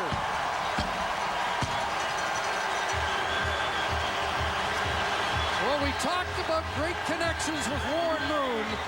Finally, the great connection between Ray and Tucker is back in business. Well, again, the victim is J.R. Ruffin, the rookie in the secondary of the Stampeders. Roll out, great vision downfield for Ray, and Jason Tucker is absolutely wide open. Mistake in the secondary, they turn him loose, and let's see how he did it. He works to the sideline. They just kind of forget about him. And, you know, Ruffin's playing like he's expecting deep help in the zone, because he clearly was just sliding out to take the short flat area. And I think the Stampeders just had a breakdown. 38-yarder to start the drive, a 35-yard reception to complete the drive. And the Eskimos pull within one as Ricky Ray has his third touchdown pass of the season.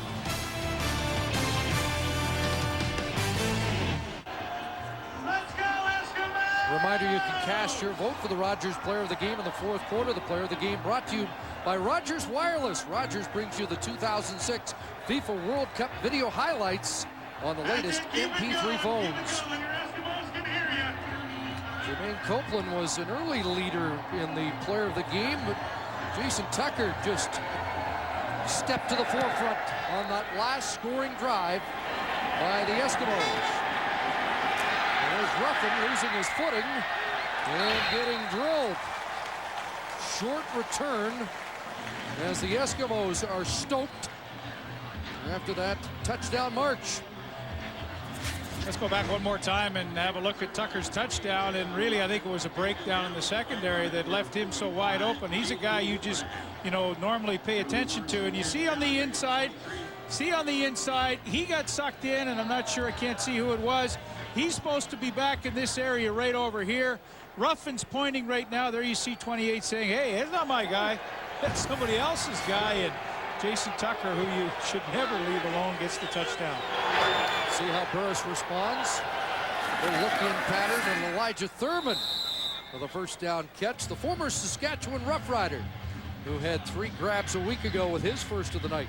Well, I love the timing on that quick screen, too. I mean, he was moving forward when he caught the football, and you just need a little screen on the block. You don't need a devastating block, and all of a sudden he's got an easy 10 yards and a nice first down. For Henry Burris, there really hasn't been a sense of urgency for him in this game, but all of a sudden, old Mo is paying a big visit to Commonwealth Stadium, and he needs to get something done. So he puts it in the hands of Joffrey Reynolds. Pushes the pile close to the 40, 4 for Reynolds. The 153 last week.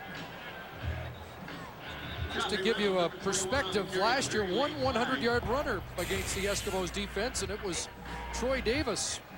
And Reynolds chewed up big yardage last week, and last year he was ranked number 2 behind Charles Roberts. Yeah, those numbers, 1437 in a season, was 5th best in Calgary Stampeder history. So in a short period of time, he's made a big impact with this offense. Edmonton 29, 10-yard penalty, first down. Gerald Dixon. Penalty against Gerald Dixon, 29, yes. First and 10 for Calgary. Called for objectionable conduct. Moves the ball up to the 50-yard line on the first down. Dixon at the inside linebacker spot that opened up. And Stephen Marsh was not able to come back after the ACL injury in last year's Grey Cup game. So the Stamps now better field position. Play action. Burris looking downfield, receiver slipped, almost picked off by Malcolm Frank. Working in coverage against Kenyon Rambo. Number 85, Kenyon Rambo, incomplete. Number 10, Malcolm Frank in on the coverage. Second and 10. Well, there you see Dixon right in the middle of your screen right there, and kind of a silly penalty. I mean, you take a little slap at the helmet there, and boy, when you're struggling in football games, those are the penalties that absolutely drive coaches insane. Well, it may cost them here in the game. It will cost Gerald Dixon in the pocketbook. There's Burris under pressure downfield. Copeland jump ball knocked down by Shannon Garrett. Copeland's won a couple of those battles tonight, but not this one against the veteran Garrett. Yeah, he has, and Shannon Garrett really did a terrific job. He trails. He's watching the eyes of Copeland. When he starts looking for the football and those eyes get big, that's when Garrett's cue to turn around and go up and fight through the receiver to the football. I mean, Henry Burris had tons of pressure coming from Andre Summersell. Once again, Summersell has been in that backfield all night long, but Copeland just couldn't come up with that outstanding play by Garrett. Tompkins deep along with Daryl Mitchell. Burke Dales. And this will be Mitchell from his 17. Daryl Mitchell with a good return. Close to the 35.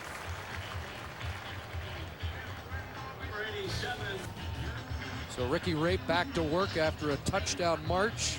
Keyed by a 35 and 38-yard receptions by Jason Tucker, who was number 1 in pass receptions a year ago, 1,400 yards. Ray looks downfield again, and there's Daryl Mitchell, wide open. And he's down to the Calgary 45, and Suddenly they're finding some holes in that Stamp defense. Well, the Stampeders secondary really overloaded to the wide side of the field, bringing their middle safety Young up. There's Trey Young. Watch Mitchell right here come all the way across. They've overloaded to the wide side of the field, and back in there is the soft area. Ricky Ray sees it. Daryl Mitchell felt it. He got in the right spot, and all of a sudden, Denny Crehan's defense is giving up some awfully big plays that they sure didn't do in the first half. 30 yards there, so the third 30-yard play or more in the second half. Bertrand, who scored a touchdown last week on a similar play, is inside the 40. Good first down production there. Well, Ricky Ray always good at spreading the football around. There you see 6 receivers have touched the football tonight. And you can add Bertrand on that last play. Very good. We'll throw him in there. And, that's a great, it's, not a lot of yardage. They pick up 8 yards. But you know what? The safety blitz coming, dump it off to your fullback. I mean, that's just well-executed offense. Jason Tucker with 109 yards in the second half alone. In the third quarter, Ray with pressure, dumps it off. Troy Davis nailed Brian Clark there. Helmet to helmet with Troy Davis. And the Eskimo drive stalls. Well, and Brian Clark, here he is right in the middle. You watch, he's got Davis, so when the blitz is coming, watch, he slides out right now. He's eyeing him, boom, he makes the catch and makes the hit. He had him in man-to-man coverage on the blitz, and you can't play linebacker any better, any tougher than Brian Clark did right there. Clark, a 9-year veteran, playing his 122nd game. And what an addition to the 3-4 defense of Calgary. Yeah, he's smart. He had a nice interception last week, probably should have had 2. He just, play after play, week after week, makes a lot of smart plays. John Fleming will attempt a 48-yarder. Jason Johnson, his new holder. And again, this one wide to the left. And Ruffin's going to bring it out. J.R. Ruffin across the 20 and cut down there by Bertrand. So it remains a 1-point Stamp lead.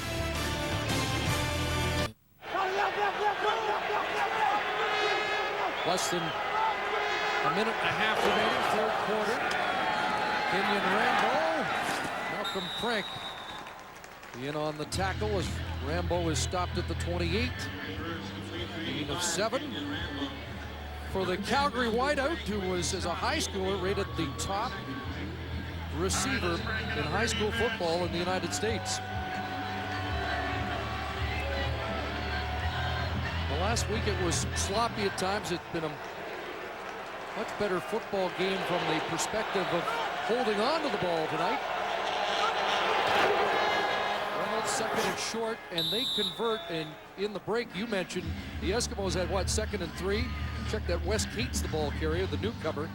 Eskimos had 2nd and 3, and they didn't give the ball to Troy Davis. Well, they threw the football on 2nd and 3, and the way Danny Machocha has been gambling on 3rd down, I mean, to me, you got pretty near 2 cracks to get that. And, who could ever argue against Ricky Ray throwing the football? His percentages are always so high, but I just kind of think that the play selection tonight's been a little off. Now Reynolds has the ball, tries the left side, and he's driven back. The safety, Kelly Wiltshire, was there.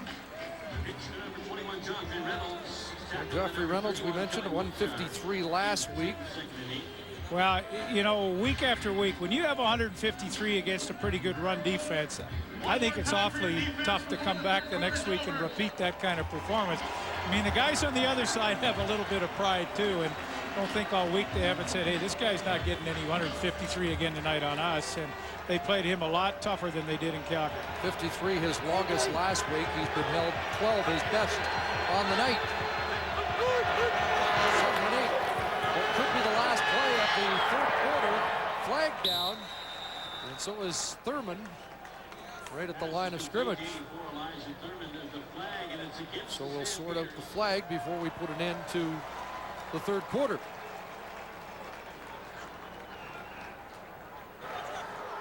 Holding, Calgary 66, penalties declined, it's 3rd down. Alex Gauthier the culprit, but the Eskimos declined the penalty. That is the final play of the third quarter. 1-point game in Edmonton. Third quarter stats brought to you by Rona, proud league-wide sponsor of the CFL. Well, you can see the Edmonton Eskimos, a nice comeback in the third quarter in those passing yards, 247. Much more Ricky Ray-ish than the first half. Really what's holding them back is in the field goal department. Sandro DeAngelis, perfect on the night, and my pal Sean Fleming struggling at this stage. Maybe a bad hold on one, but the last one he had a good hold, so he's got to pick it up. Eskimos do have the only major score. You see the stats even, but it was really Calgary lopsided in the first half, and you can feel that this game has changed, but still a fourth quarter to go. Well, we got a good fourth quarter. I don't think it's materialized the way we thought, only 9-8 after 3 quarters, but Edmonton sure has shown us enough in the third quarter, and I know that Henry Burris and his offense still has a little bit left in the tank, and I expect some serious fireworks with 15 minutes remaining. Burke Dales punting it away. And Tompkins inside his 25. Johnny Tompkins can't find a seam through the Stamp wave. And of course, Calgary won it last week with 2 fourth quarter touchdowns. 2 in the final 5 minutes.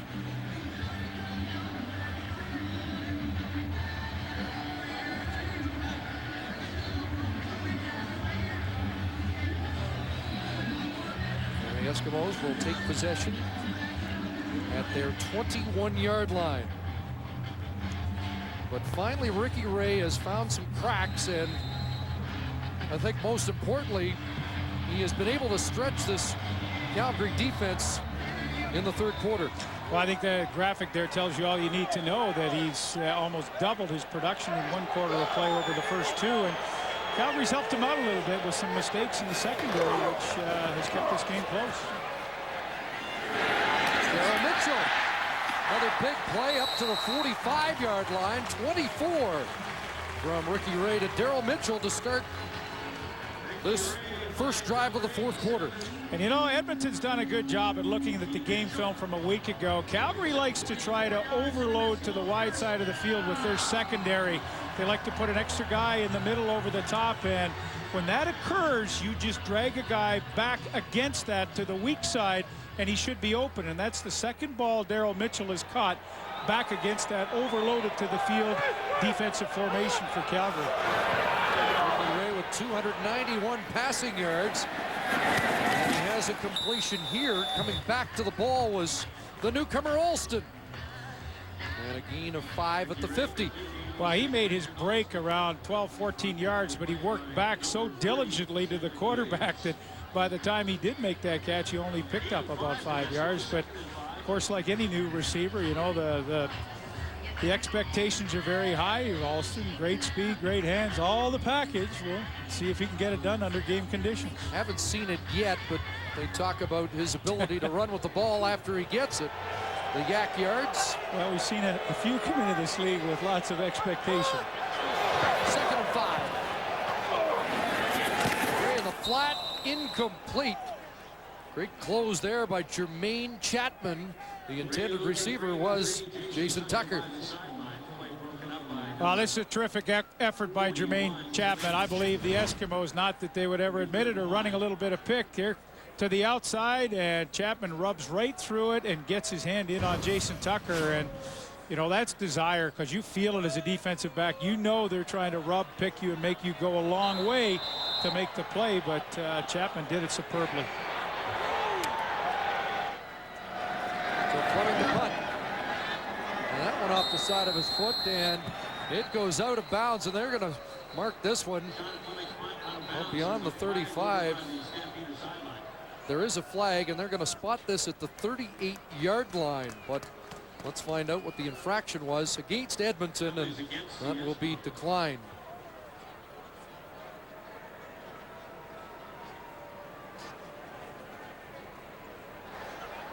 Illegal procedure, Edmonton, no eligible end. Penalty is declined. It's first down, Calgary. Declined because the punt from Sean Fleming, just 22 yards. Calgary football when we come back.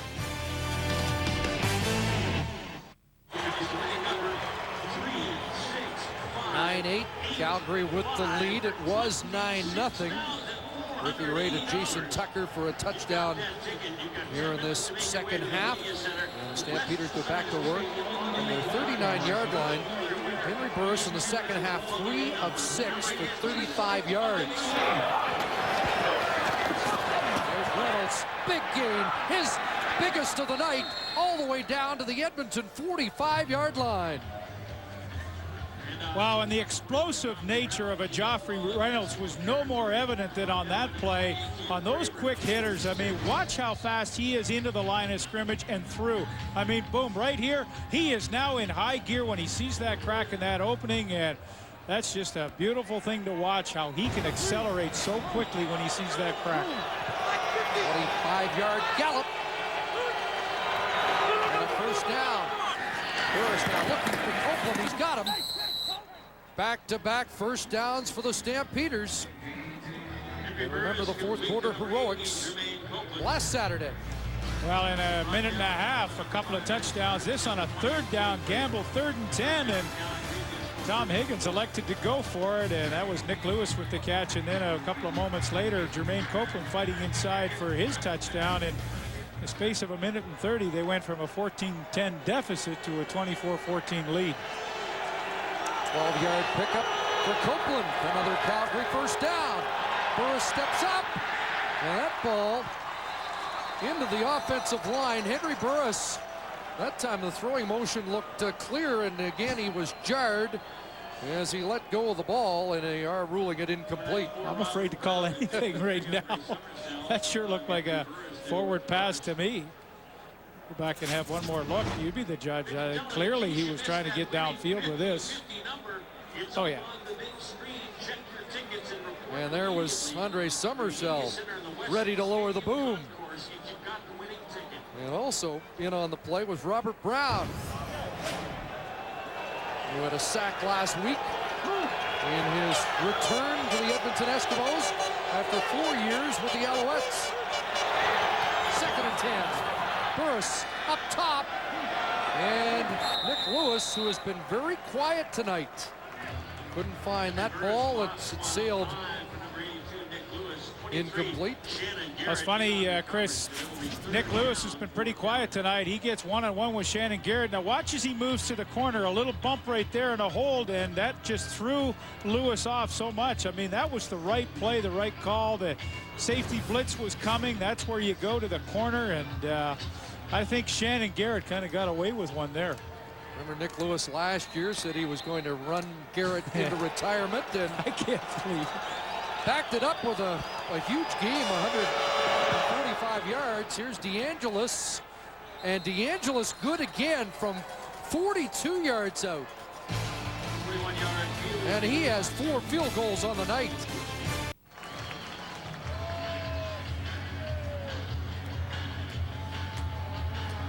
Sandro DeAngelis perfect tonight, 4 for 4, and different kind of celebration. I don't know. If only a kicker could do that kind of celebration. I'm not sure I like that one. He's going to get some radio time with Chevry and Napashchuk, who apparently have done a little choreography.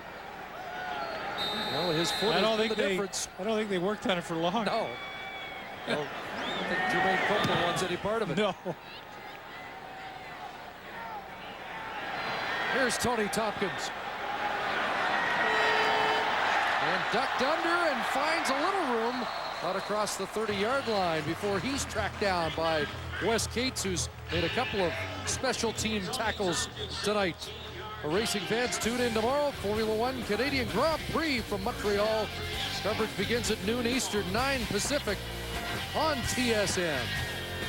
Boy, oh boy, not a bad day tomorrow. Grand Prix, we got the Queen's Plate, and then you're in Saskatchewan with the BC Lions at 7 Eastern. Wow, busy night. There's the ledge in the Alberta capital. We're in Edmonton, Alberta, where over 40,000 are on hand for the Eskimos season opener. And Edmonton trying to cut into a 4-point Calgary lead as Troy Davis gets outside. And Davis tackled by Khalid Abdullah as he crossed the 35-yard line. Well, and I'm a little surprised in a game that's this close that Troy Davis has not been featured more. I mean, it's not like they've even tried to establish him. And I know Ricky Ray loves to throw the football, and, you know, obviously he's very good at it. But, I mean, when you got a guy like Troy Davis, 4 times in 5 years over 1,000 yards, NCAA record, 2 times 2,000, I mean, he's got to touch the football, and I just think they haven't worked very hard at getting it in his hands tonight. Only 4 carries so far. 2nd and 5. Rolling, and another wide open receiver, and that's Alston. And he'll lug it over midfield to the Calgary 54. That's the 2nd time Richard Alston has caught a curl pattern or hook pattern, if you will. And the impressive part with his technique is how he works back to the quarterback. You know, he has that initial separation, but watch, he keeps coming back, and makes himself a very easy target for Ricky Ray to find. Again, Trevor Gaylor not in the lineup this week. 2 catches, 20 yards last week. And Danny Machocha sat him down. He said he'd been inconsistent. Ricky Ray over 300 for the 2nd straight week in 2006. And Bertrand out to the backfield. The big fullback hurdling down to the 36-yard line. And this is more like the Grey Cup offense here in the 2nd half. Well, Ricky Ray and I talked about this before the game. Ideally, they want to throw the shovel pass to Troy Davis right here. But what happens is they can't get to him, so they go next to Bertrand, who comes out here. That's the progression of this play. If they can't hit the shovel, they've got a guy in the flat, and they've got a guy coming from the backside on the crossing route. And that's what Ricky Ray says. If I can't get the shovel to Troy, I'm looking to the flat right away. Nicely executed. Seen to the big fullback, and now in Hervey. Oh, heavy traffic. And he's brought down hard by Scott Coe. No gain for Hervey. The first time I think you and I have mentioned Scott Coe tonight, and he's usually in the thick of all kinds of things out there. He had a 10-tackle game here in Edmonton in his last visit. 5 tackles a week ago, but you're right, hasn't made as much noise tonight. Halfway through the 4th quarter. 2nd and 8. Ray steps up, looks deep, looks for Tucker. Touchdown. Flags down, but it won't matter. Jason Tucker has the go-ahead touchdown for Edmonton.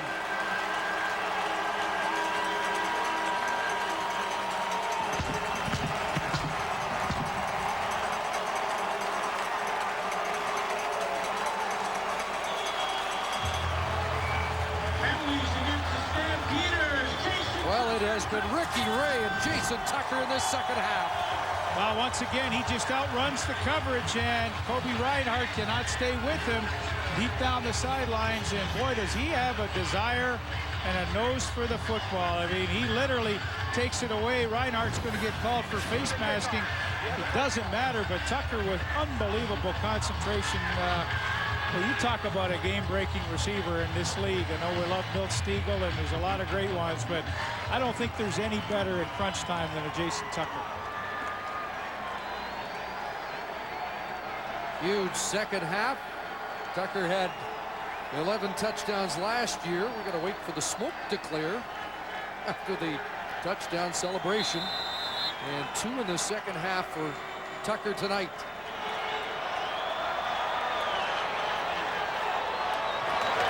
To add the extra point, and the Eskimos enjoyed their first lead of the evening. With 7:09 to go in the 4th quarter, the Eskimos have the lead. Jason Tucker blew out the birthday candles yesterday, his 30th, and he's lit up the Calgary Stampeders defense here in the 2nd half tonight. And the Stampeders playing a cover 2 where the linebacker tries to play the inside receiver tough and tight, expecting help over the top. That defense is designed to take away the long pass. And Kobe Reinhardt got stuck inside, and he didn't help out his linebacker. When you put Scott Coe on Jason Tucker, you better have help over the top, and it never came.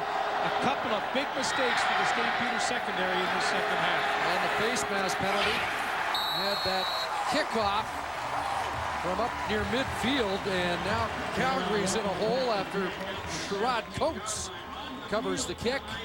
7:05 remaining, and a 3-point deficit that Henry Burris is facing. You know, it's funny, Denny Crehan's thrown a lot of different looks at Ricky Ray tonight, and I think the cover 2 defense, where you have 2 safeties over the top helping and you play all the receivers really tight, is a great defense. But if you don't give that guy the help over the top, it's a terrible defense to be in, and Scott Coe paid the price because he had no help. First down at the Stamp 17. Burris with a lot of time to look downfield and overthrows Kenyon Rambo. Well, a reminder that Purolator sack total is being tallied. Brought to you by Purolator, where business is going. And of course, donations made to food banks across the country. And the Bombers putting up some big numbers last night. Schultz, he's still driving that Purolator truck around. He's doing a nice job. Yeah. Not sure how an offensive lineman is the spokesman for sacks. I know, I've never quite figured that one out, but he does a great job, and it is a terrific program. 2nd and 10, there's a pump and a go, looking for Elijah Thurman, and it's picked off. Keo Craver has the interception for Edmonton.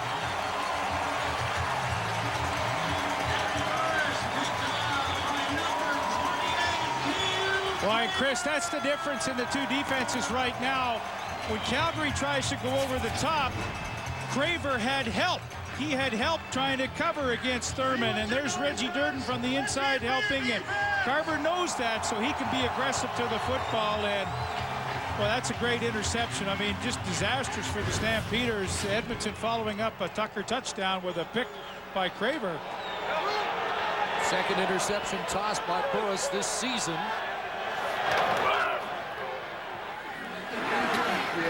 Here's Mike Power. The Eskimos Canadian fullbacks, and he's down to the 39. Maurer shuttled in and out along with Matt Bertram. And the Eskimos offense is finally hitting on all cylinders. And you should see the block that Mookie Mitchell made for Mike Maurer to really get some extra yardage. I mean, Mitchell's had a good night receiving the football, and here he is right there, and this is no contest. The defensive back going for the football, and here's an ear-hole job right there. My, oh my. Is that Chapman? I think it was on Khalid Abdullah, the outside Abdullah, linebacker, and that he was going. Slow to get up, you're right. Abdullah just getting to his feet now after a welcome from Daryl Mitchell to the CFL. You know, after 10 years in this league, Daryl Mitchell still doing all the little things so well to try and help his team win football games. Made some good catches on swing passes tonight and crossing patterns, and now a terrific crunching block to allow Mike Maurer extra yardage. Ricky Ray racking up the stats here in the second half. Pass, and Troy Davis bounced off first contact. Flags fly as Davis gets to the 26-yard line. Ricky Ray hits number 32, Troy Davis, for 14 yards. There is a flag on the play.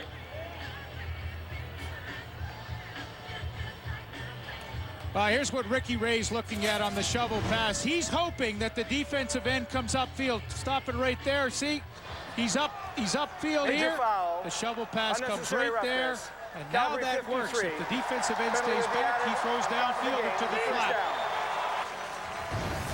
A roughing call against Raheem Abdullah, and the Eskimos get even deeper into the score zone. Well, I think he's a little ticked off because he has played that shovel pass really well these last 2 weeks, and normally he plays it kind of soft, forcing Ricky Ray to go downfield with the football, not allowing that shovel pass to Troy Davis. But that time he said, heck with it, I'm going to go get my shot, and he got it and got called for it. How about that? 307 yards in this second half in 25 minutes of football. Well, we talked about adjustments and which ones would they make. The biggest adjustments were the mistakes that the Stampeders have made in the secondary. First down, Eskimos. The ball at the 11. Wide open. Maurer crashing down to the 4-yard line. Met by Kobe Reinhardt. Well, Edmonton's blessed with two really punishing fullbacks in Matthew Bertrand and Mike Maurer. Mike Maurer with some good work with the Ottawa Renegades for the last couple of years. I mean, he is a tough customer. You know about his maximum fighting exploits. I mean, he's a guy you don't want to meet in an alley after a game. I still don't believe Maurer got up from that hit last week when Reinhardt really stuck him. Maurer with a couple of catches on this drive, and there have been 8 different Edmonton receivers. And an Eskimo first down. Let's take another look at the hit from a week ago. Well, I think that's just a tribute to the excellent physical condition that Mike Maurer has himself in. I mean, not many guys bounce up from that one, but, you know, he took a real whack, and he just got up and kept going, and that guy's a finely tuned athlete. First down, Eskimos. The ball at the 3-yard line. Troy Davis met behind the line of scrimmage and dropped for a 2-yard loss at the 5 as John Grace filled the hole in a hurry. Scott Coe really got upfield quickly to turn it back to the inside, and Scott Coe really made the play on the outside to force this back. And then, of course, John Gray. There's Coe right up here. Watch how he forced. He does not let Davis get to the outside. Right here, force him back, and who's waiting for him? Old number 7.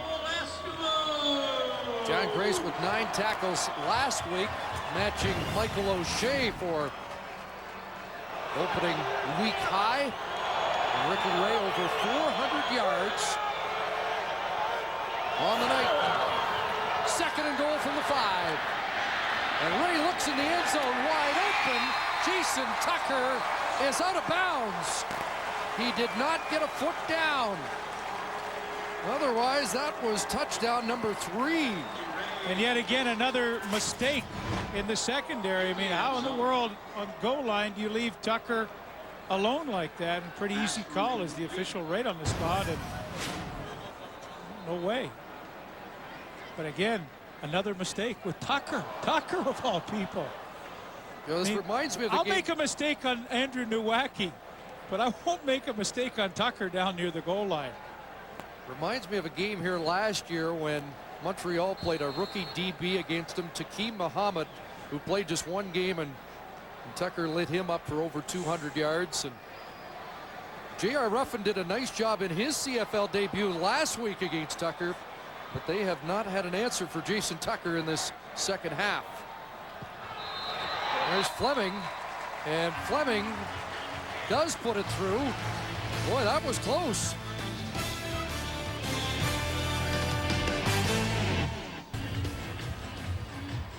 Henry Burris last week in the final 5 minutes generated 2 touchdown marches for the Stampeders. He'll need at least 1 here in the final 3 minutes and 12 seconds tonight. As you can see, the crowd of 40,491 at Commonwealth Stadium, and the next home game they will go over 9 million Eskimo fans in the history of this beautiful football stadium.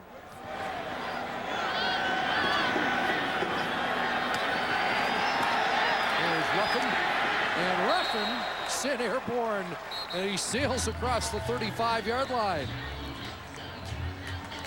3:08 on the clock. Well, and this game has been such a case of 2 different halves. All Stampeders in the first half, 9-0, and then of course Edmonton coming back with a brilliant second half. But the good news for Tom Higgins is you're only down by 6 with a little over 3 minutes remaining, so no time to panic. I was going to say, as much as that was blown coverage on the last play to Jason Tucker, the Eskimos didn't capitalize on a great chance to get another major, and it keeps Calgary within a major score of regaining the lead. Reynolds trying to get outside. Forced out at the 42-yard line. Summersell in on the play defensively. 3-minute warning given to the benches at Commonwealth. Get into the final 16. Here, 2:38 clock running. 18-12, Edmonton with the lead. And Henry Burris finds Jermaine Copeland for a first down at the Calgary 50-yard line. Well, I think Henry Burris right now is pretty calm, cool customer, and I know they haven't had a great second half, but I think he's thinking you got 2:29 remaining, just got a nice first down, almost at midfield. You know, why don't I just do a nice, great, methodical drive? Steve Barato, of course, the offensive coordinator, helping him out with play selection, but let's just burn some clock, methodically take it down, and we got a nice chance to steal one tonight with a touchdown and a win. Tale of two halves for Henry Burris tonight. Trying to enhance those second half numbers. Quarterback draw. And Burris over midfield. And to the Edmonton 50, about a yard short, Gerald Dixon with the tackle for the Eskimos. That sets up 2nd and 1, and a nice situation for Henry Burris. Well, you got to love the call, quarterback draw. They haven't run that play at all tonight, and Edmonton's obviously thinking pass, get those linemen upfield, turn out the blocks, and lots of room for Burris to get 9 yards. And you know, if he feels like taking a shot here, he certainly could. See what Steve Barato calls on second. Actually about a yard and a half. So a third down gamble. Ruffy Dicey keeps the ball carrier. And I'm not sure. He's getting a pretty good spot.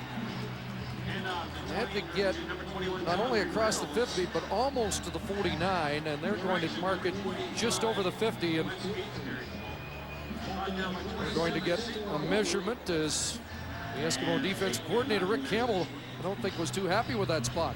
No, I think it was pretty generous, but I still think he's going to come up with my terrible old eyesight here a little bit short. So they will obviously, if it is, have to gamble here.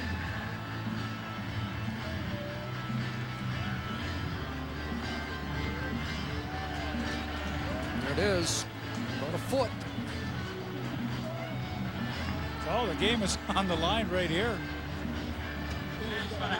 Third down for Steve Barato's offense.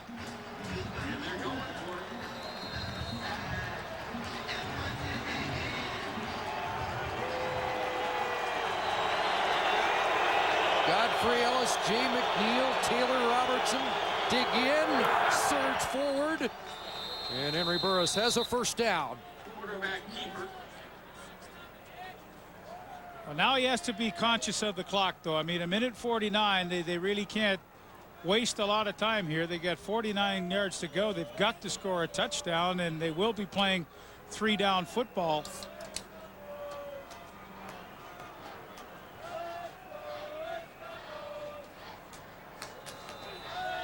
Well, they're going to measure, but the spot appears to be inside the 49, and from our vantage point, it looks like they've got it by a couple of feet. But they're going to make sure with a minute 49 on the clock, and Burris might get some time to call a couple of plays in the huddle. Well, at least a foot. Wow, good surge on the offensive line for the Calgary Stampeders, and Henry Burris just tucks himself underneath. Nice effort by Charbonneau over the top, though, and if you ever hit that helmet to helmet, you got a chance, but Burris stuck underneath. Beef in the pits. That play doesn't get off. Some early movement.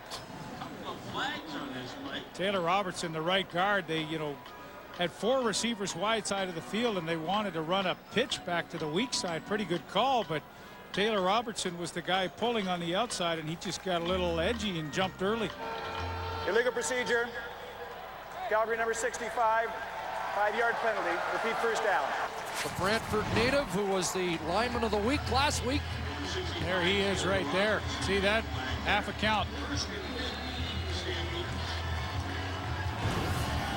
And crunch time, that's not a good penalty. 1st and 15.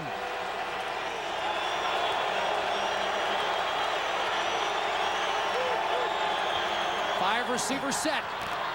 Burris to the sidelines for Copeland, and Reggie Durden in his back pocket. Well, Reggie Durden's had some great battles with Copeland tonight, and they've had a little chatter going all evening as well. But that time, he really hung on the hip of Copeland, and he's telling him all about it. And there is a weapon that has not been utilized tonight. Tom Higgins told him to keep quiet after last week ripping Ed Hervey. Maybe he's better when he's making noise. 2nd and 15. Burris steps up, unloads underneath with a flag. And old Gibbs, I believe, with the catch, and will sort out the penalty. It is Gibbs, the receiver. And an injured Edmonton Eskimo, Andre Summersell, who again had a sprained ankle in camp. And let's see if he's tweaked that.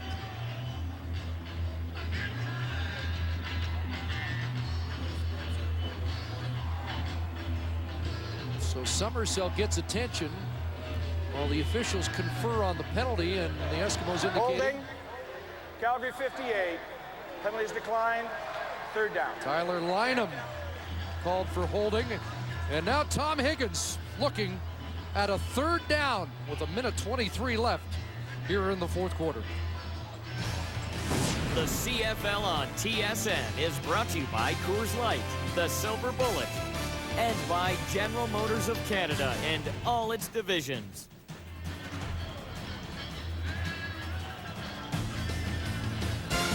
Reminder that coming up, Sports Center, Jay Onright and Holly Horton will have all the news of the day. It's been a busy day. Of course, the NHL draft and some wheeling and dealing at the NHL draft in Vancouver. Jay and Holly will have all the details for you, and more on tonight's game here. The Battle of Alberta renewed. The Eskimos trying to even their record at 1-1 and move back into a tie with Tom Higgins' Calgary Stampeders. Stamps though with time as Summersell jogs off. Stamps still with some time to go 2-0. You know, it's interesting. Edmonton refused that penalty. It was 2nd and 15. It would have been 2nd and 25, but they choose to play against 3rd and 8. 3rd and 8, here we go. Remember 3rd and 10 last week. Burris wide open is Copeland. He's got it at the 5. Jermaine Copeland all alone. And the Stampeders will have 1st and goal at the Edmonton 5. 43 yards, Burris to Copeland. Boy, and how in the world did they turn him loose? I mean, this has been a game of errors in the 2nd half. You know, you're at the most crucial time of the game, and 3rd down gamble, you let Copeland, probably the most dangerous receiver that Calgary has, you turn him wide loose. I mean, the only thing in doubt was Burris going to overthrow him. Well, he's had just as good a night as Tucker, but for the touchdowns, here's Burris into the end zone, and it's picked off. Shannon Garrett with the interception.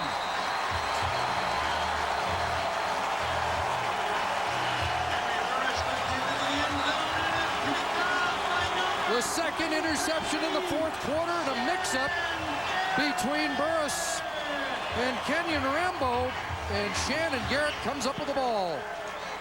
Well, he had Rambo wide open in the end zone, and we'll see if we can get a look to the right of your screen.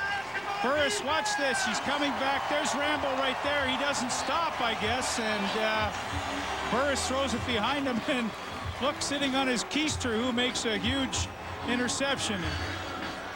My, oh my, there have been some strange things in this 2nd half of football. A lot of blown coverages, and that time looked like. And the temperature rising on the Calgary bench. And now the Eskimos will try and kill the clock. 47 seconds remaining, and Davis picks his way to the 30-yard line, and Danny McManus, the veteran, in there to get between Rambo and Burris.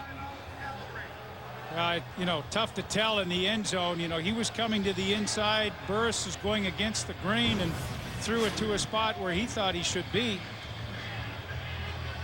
Stampeders calling a timeout as Edmonton looks at 2nd and 5, and Burris getting out of there and somehow refocusing in case they get the ball back. Well, last week we saw Burris perform magic, and this week, when it looked like they had it in their hands, they've let it slip away. I mean, that one play to Copeland, now you're thinking, hey, this is our game, and all of a sudden, you know, for them, disaster. But for Shannon Garrett, and Shannon Garrett's made some big plays in the second half, and that interception was enormous. Davis, and he'll be stopped short of the first down. Davis looks like he got 4. Had to get to the 35. And Calgary may get the ball back one last time. Well, have a look to the right of your screen, and maybe at this point in time, just in a second, you freeze it. Now, Rambo is going, he's going this way, and Burris is throwing the ball to that spot right there. And, you know, no one will know until after the game and each player is interviewed as, you know, did I drift in too far? Should I stayed out there? And, you know, it's easy to say Burris threw it to the wrong spot, but again, we don't know if it was designed for Rambo to keep working to the inside. Eskimos letting the clock run down. And with 16 seconds to go, a time count violation against Edmonton.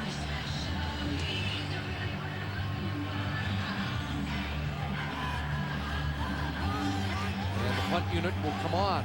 Chris, I think, you know, we kind of recapped this whole game, but not really what we expected. I mean, I expected much more of a free-flowing game with more points than 18-12 and not nearly the mistakes. I think what we expected was a lot of what we've seen in the fourth quarter, but for still, well, can you blame it on early season errors?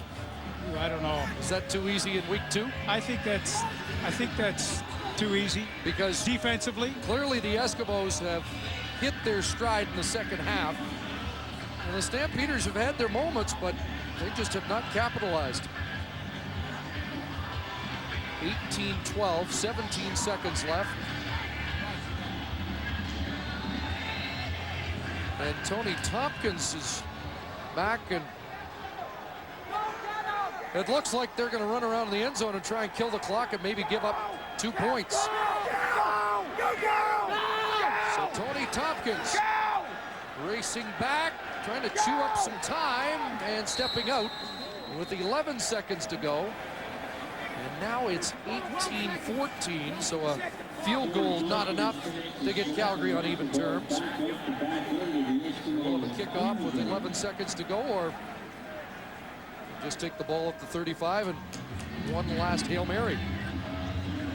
That's a tough call. You know, if they had like a real super duper return guy like a Tony Tompkins, you might say let's try to put it in his hands. But then on the other hand, you know, your greatest weapons are Nick Lewis and Jermaine Copeland. Maybe you got to try to get the ball in their hands. Well, Ricky Ray in the second half of we talked about the fact they weren't able to stretch Calgary's defense, but he had completions of 38, 2 35-yard touchdown passes, and another 30-yard completion. We talked about that new CFL promotion, Make the Connection, when we saw Ray and Tucker back in business. We have seen one of the best nights Henry Burris and Jermaine Copeland have had together. But for Calgary, apparently not enough unless Henry Burris has one last gasp. And this really isn't much of a prevent defense that Edmonton's got out there. I mean, they're playing it pretty tight. 6 receivers out, and Burris under the gun just gets rid of it to avoid the sack. Sherrod Coates, one of the Eskimos, putting on the heat. 7 seconds to go. Well, that's a great win for Danny Machocha, but, you know, saw Tom Higgins just a short second ago, and boy, this is one that's going to eat him and this team because, you know, this was well within their grasp. They played a pretty mediocre second half, to say the least, but they had what all you asked for is they had a chance at the end to pull it out, and they just didn't do it. Tom Higgins Stamps will meet Hamilton next week. Danny Machocha's Eskimos Head to Winnipeg to meet that revved up defense. Here's Burris, steps up and unloads deep. Jump ball and off the fingertips of Kenyon Rambo. And Danny Machocha celebrates with his father. His first victory of 2006. Eskimos prevail 18-14, and the Alberta Rivals split their first two meetings of 2006.